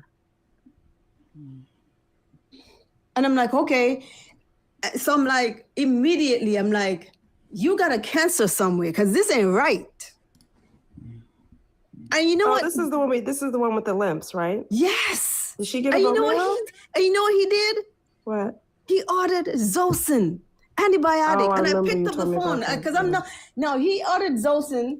And then I spoke to the nurse. She's like, she's bacteremic. I'm like, how is she bacteremic and you don't even have a blood culture? What are we treating? She has no fever, no clinical signs of an infection. She has a high white count. There is something else going on with this patient. I said, she needs to see hematology, oncology. She needs a blood differential, whatever the stains and whatever you guys do in the lab, Dr. Keisha. But I'm telling you. You said we don't work in the lab, Dr. Sharon. Oh, now you need us. Okay. Yes, no, I do. Right? So, and I spoke to him. I said, listen, and I called him because I was coming on. He ordered, and I'm like, what are we treating? And he had a big gun antibiotics. Big antibiotics. I'm like, she doesn't have a fever. I said, she has a white count that has been trending up since her prenatal period. I said, she needs hematology. I said, I can't tell you what her diagnosis is, but this is not right. There's something else going on, and it needs further investigation. he was just going to treat a white count with antibiotics. Right? So I do think we have, right? I do think that people are getting lackadaisical. And this was an older man, right, Sharon? Yes. And we're not men bashing, y'all. We're not. No, I'm not men bashing, but women do, patients on the whole do better with women physicians, right? Mm-hmm. And I've seen it. And I think also in the realm of OBGYN, and granted, I have worked with some really great male OBGYNs. There's some that are really outstanding, great surgeons. I'll call them if I have an emergency, some really outstanding ones. But I've seen some that I'm like, the hell, you should not be practicing. The hell, I need to get my patient delivered before you're on call, because we're not doing that. No, for real. I'm taking over a patient. I got to go through everything because you're going to get my ass sued. Honestly. But Sharon, even at the end of the day, I think women's health is the one specialty where, I am sorry, but for most women, especially those that may be Muslim, that may have a certain religion, and for those that may have personal trauma and history, they're going to want a woman. So you should be dominating that field.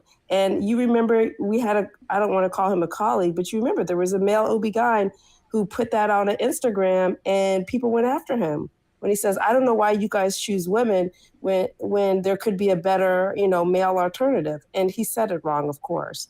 But at the end of the day, why would we not? It's our health, it's our bodies. And we feel more comfortable with a woman going in our private areas. Of course. I only had women OB-GYNs and I don't care.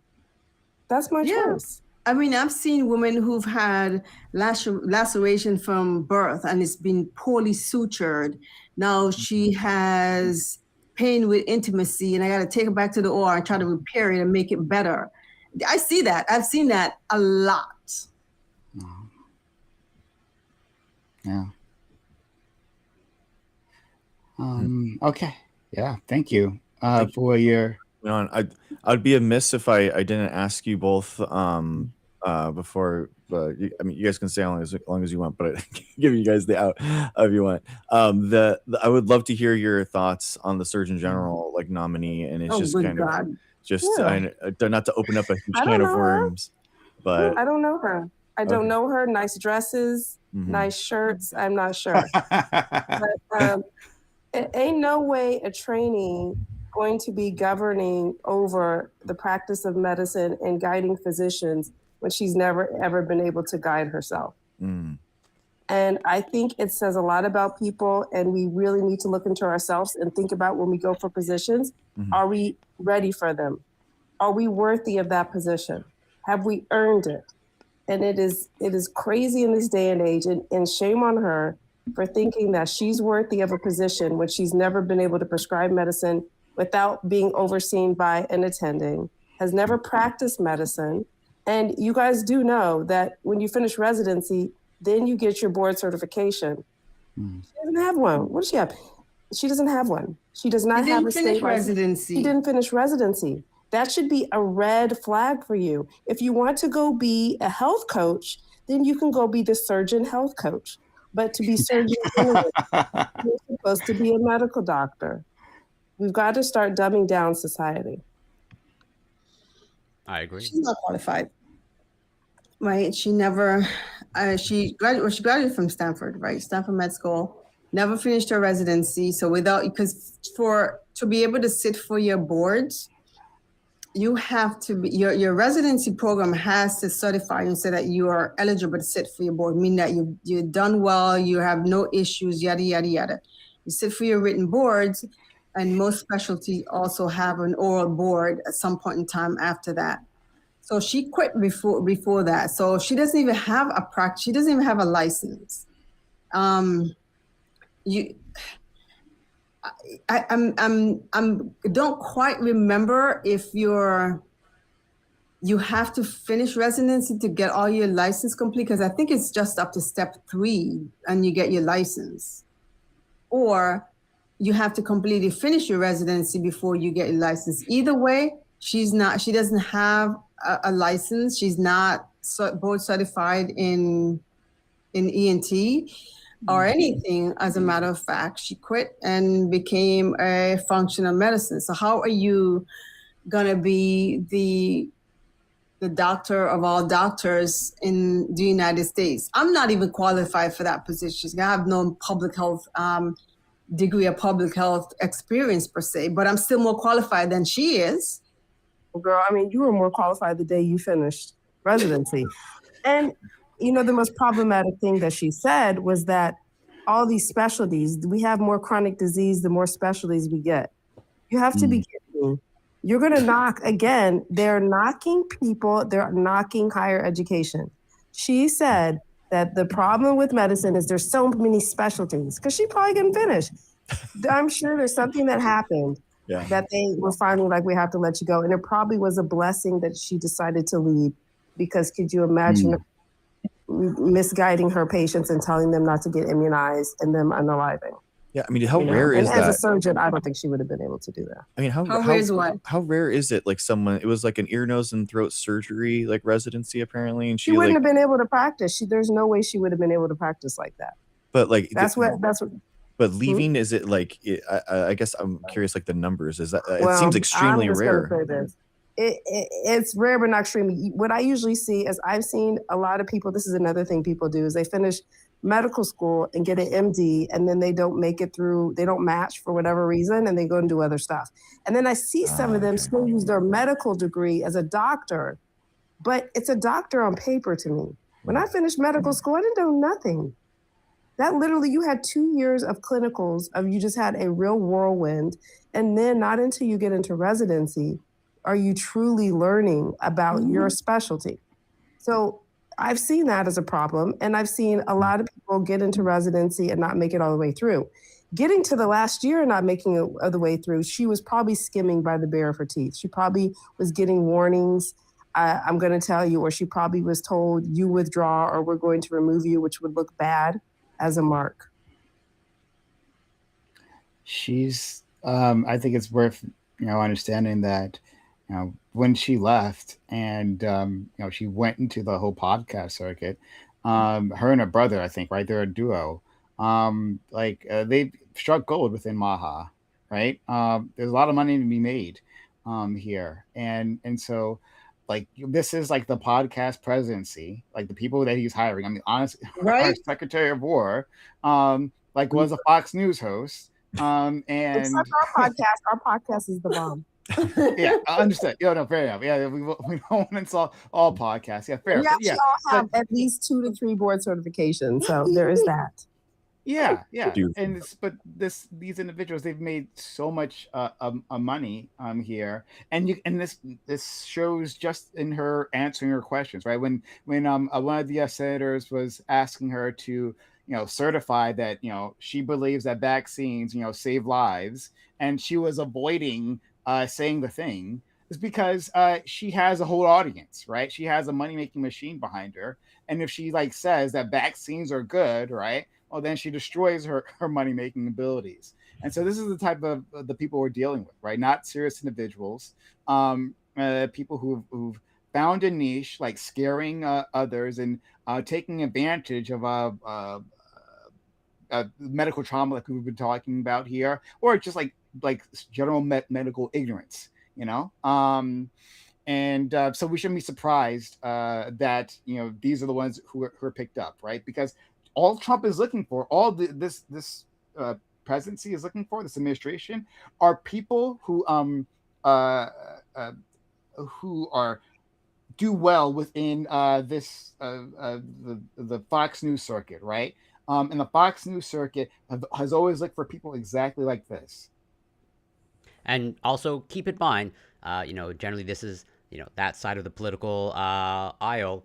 It waxes poetic about meritocracy. Like this person has no credentials whatsoever. Yeah. Right. Let's take them. But that's by design, so they will not know what's happening. Exactly, their insecurities. Even when she's speaking, she does not know what's going on at all. She's completely confused. And the good thing is, though, she has not been confirmed yet. Yeah. So let's see if your colleague, Dr. Sharon, let's see if your colleague on our side will say no. Let's see if he's a man of his word now. Senator Cassidy. Yeah, I Yeah. call it her colleague. She can't. I know spell. why you giving him to me. No, thank you. I know. I mean, he was the Yeah. whole thing. He was like the whole reason why he was the deciding vote on Yeah. RFK, and the Yeah. whole thing was he was not going to restrict vaccine access. So, fool me once, shame on me. Whatever. I guess so. We'll see. Yeah, it's very embarrassing, but thank you both so much for coming on. I really appreciate you. You're capable of coming on. I want to give you guys a chance to, if you want, but I would love to. Yeah, thank you so much for coming on and talking about your expertise and talking about these important issues. So it helps like Prime's audience on Twitch and here. That's like what we do on like these like Friday night panels. So the whole goal is to try to like bring on experts so that we can talk about it. So we're looking for exactly people like you. And so thank you so much for coming on. I really appreciate you. Thank you for Yeah, sharing thank your you. perspectives. Very valuable. You're welcome, man. I mean, for me, I would definitely rather come on a panel and talk about women's issues or things that affect women so that we get the correct, information out there, because that's important. And I think that hopefully that in itself will maybe kind of help regain trust in the medical system. Because it breaks my heart when I see someone come in and they have a bad outcome and it didn't have to be this way. All right. And I always tell patients, I said, please come in. I said, give me a chance to do my job. Let me do my job. Please just come in. Let me do my job. Oh, you seem like a great OB. Like that was not our experience on any of our stuff. That's amazing. So. Yeah, Dr. Keisha, Dr. Sharon, we'd love to talk to you again in the future. If something like Absolutely. this comes up, we're always looking for, like resources. We don't have like a massive platform, so it's not like we can easily find people to talk about these things. But like, if it fits into your schedule sometime, we'd love to talk about, other parts of either women's health or the medical field, industry, whatever you might be comfortable with. But so thank you very much. You're welcome. Yeah, check out the collective in that 30 second the 30-second C-section. It's a funny title, but to be honest, that was about Black maternal health and maternal health and this current situation. And oh my gosh, like the clips do not do it justice, but having Dr. Sharon, Dr. Sin, and they all work, Dr. Sin though, she's not, but they work in areas like Florida and Texas. Let me just put that into perspective. So they're working in places with restrictions, with overturning of Roe versus Wade, and sharing their perspective on that. So it was a very powerful episode. But again, I appreciate you guys talking. I just happened to come through, but women's voices, we matter. And Dr. Sharon, I love her and she matters in what she does every day. But the purpose why we do it is because I want us to give the personal side of physicians. And that's how I led during the pandemic over on Clubhouse, was talking about, I work out. Dr. Sharon works out. We do fitness. Everything I do I have 2 kids. They got HPV. I'm not playing around. I'm not having cervical cancer, oral cancer, or penile cancer in my 20s and 30s with them. So everything that I preach, I practice. And I also show the microscope on lives because I think it's important for people to see the disease. And it's not a hoax. It's not made up. It really does happen. So thank you. Absolutely. Awesome. Well, thank you both so much. I appreciate it. Thank you. Thank you. Take care. Yeah, Be well. take care. Interrupt me. Okay, I'll got you. Thank you so much. You're welcome. All right. Cool. Thank you guys, Dr. Sharon, Dr. Keisha. Thank you for taking your time out of your night. So, I mean, that's the exact hope of this panel, is to have people like that. This isn't like a debate night. It's a idea of people coming on like informed ideas and backgrounds, and so that was like an awesome treat. So thank you guys for both bringing your perspectives and your expertise and your wisdom. We have more than enough people on the internet talking about things they don't understand, right? So that's why it's just it's so we're so grateful that those two Very decided to informative. join us. Yeah, like Dr. Keisha said, it was they were just relaxing. It was a chill Friday, but they took time out of their day to their nights, excuse me, right, Mhm. to come and chill with us and share their perspective. And so yeah, we'd love to find more people, Mhm. not just like that from other parts of either the medical or the biology field, right, or just in general, who might have useful perspectives, who can come on and educate us. So yeah, Mhm. not necessarily a debate or anything like that, but like discussion, understanding what you have to share. So yeah. Exactly. Yeah. I think it's man, it's so wild like how it's so important like the work um Dr. Keisha Davis has been doing, she's been on TikTok and doing streams and stuff for years. It's been Mm, wild since like it's just since at least 2021 that I've like looked back mm, at. So it's being um genuinely like a pioneer in the space too, and um being like creating this like a podcast and stuff too, where it's like bringing together uh other medical experts in order to give that perspective and there is wisdom there. Um, it's not easy and it takes a lot of determination in order to come through. And I watch and I listen in on their podcasts and stuff too, and it's they're going they're really bringing themselves, which is really cool to see like how like physicians like talk about things and they don't hold back and they're having fun with it, but then also sharing um like expertise at the same time. So it's really interesting. So Yeah, and and also, uh, it was clear to me that like both of them are one like passionate about what they're doing, and mhm, also like they have like the best of intentions. And yet, obviously, there's a mm. perspective out there of like these are like the people with bad intentions, right? That's part of the that that animates some of that free birth society movement, oh right? wow, Uh, but at least wow. it's hard for me to like hear them speak and like how people are viewing people like that is like, oh, they're out to get you type of thing.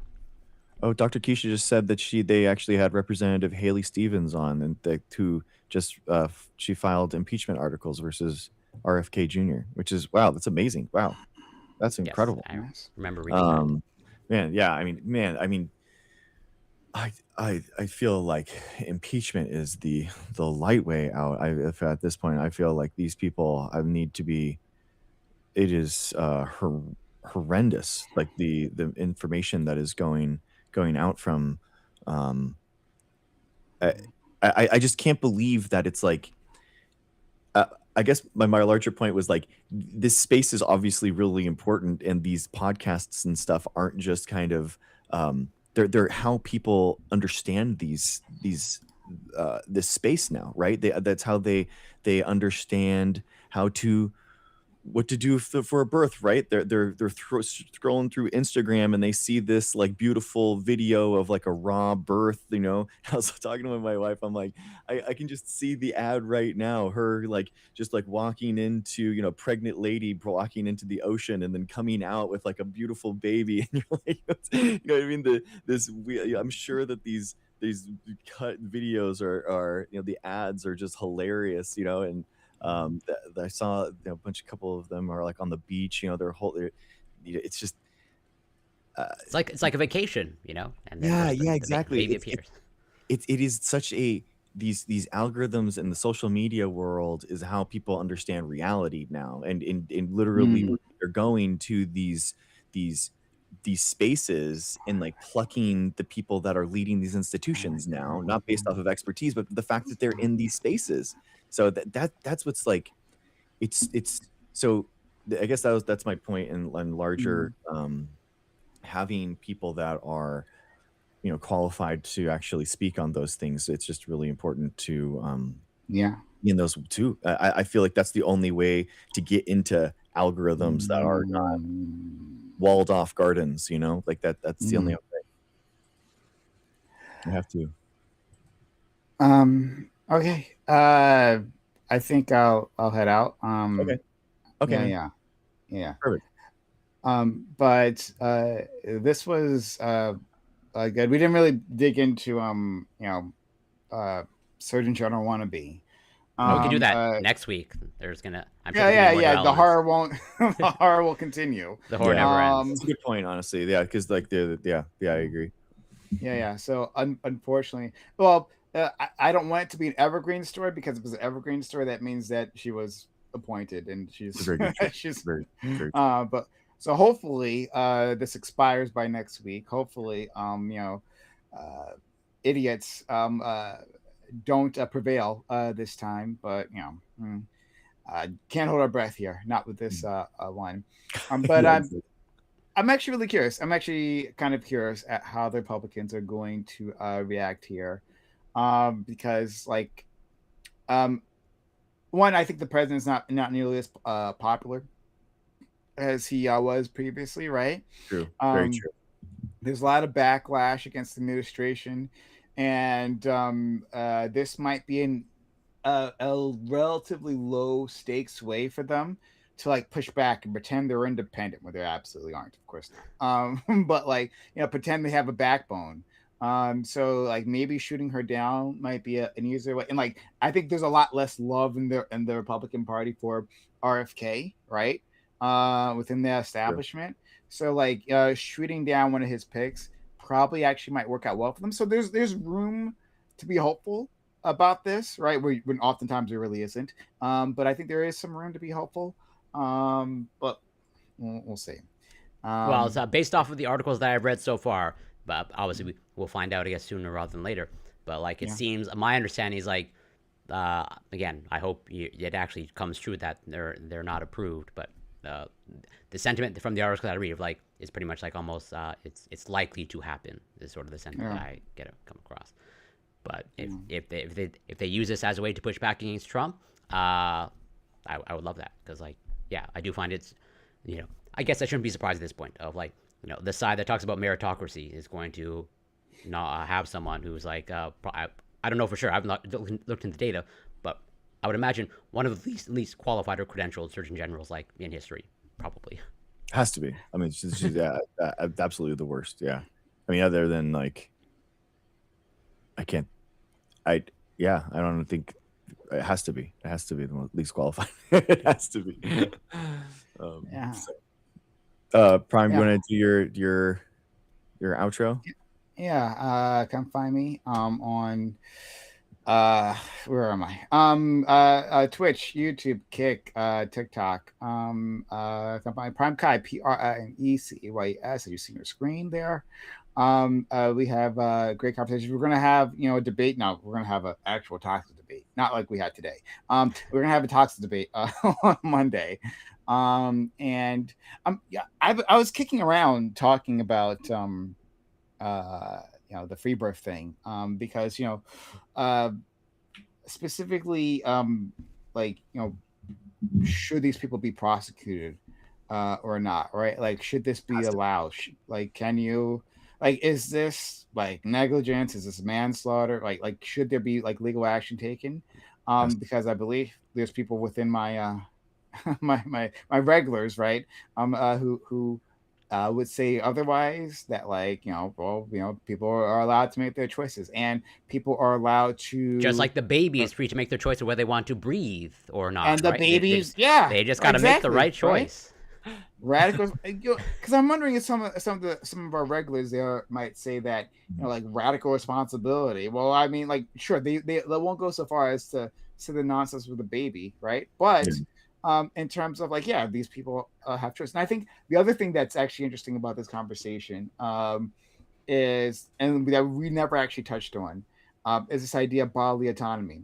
And was it on ever we were talking about this before?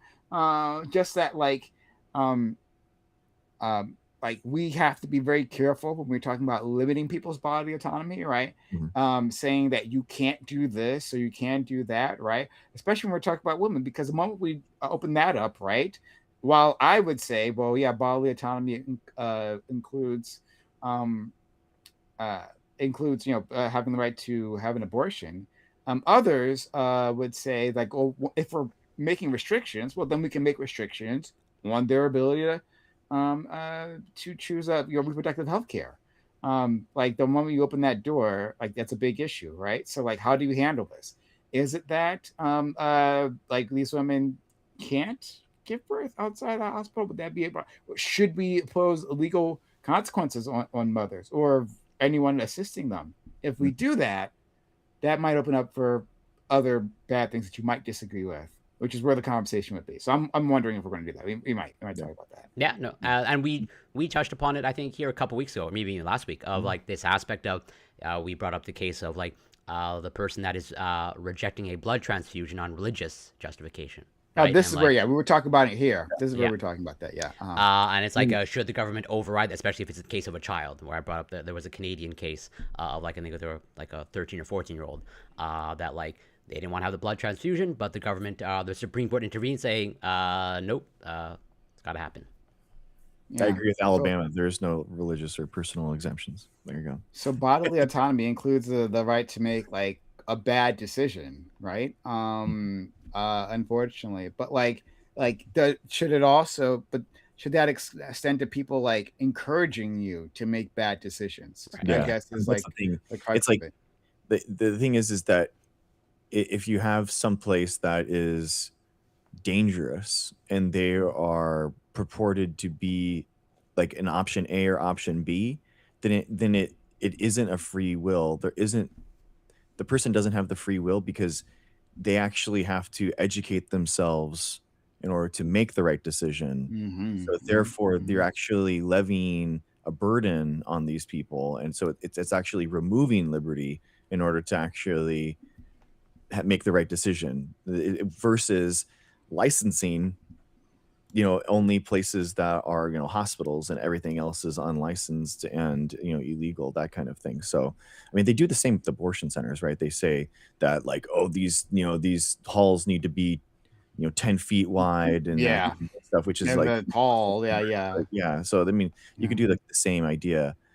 So it's again, an uninformed choice is no choice at all. I think what you were going with previously, that like if you don't understand the consequences of your choices, like the women, right, who the first time mothers who got involved with FBS, the Free Birth Society, like not having a proper education, which would like immediately tell you this was an awful grift, like a ludicrous grift, right? Like not having that proper education means like, yes, they're making a choice, but like not an informed choice. And like, what choice is that? And should people be held responsible for like leading them down that path? That's a tough conversation. Tough one. Absolutely. Yeah. And if things like that interest you, come and find me on socials. Yeah. And you can find me on Twitch, CoreyCam84, Twitter, X, YouTube, Instagram, Substack, TikTok, it's Corey Campbell, and from time to time on Prime Kaiser's Reverie Show. Every once in a while. From time to time. He's always there. All right. All right. Well, I'll head out. Have a good one, everyone. Okay. Always a pleasure. Take care. Be well. Guys. Appreciate you guys. See ya. Yeah. See ya.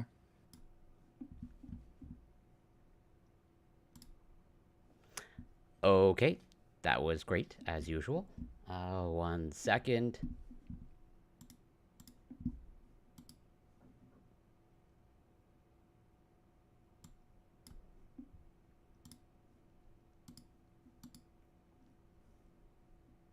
And if you were curious on the article that we were discussing, it was this one, or I could even show it.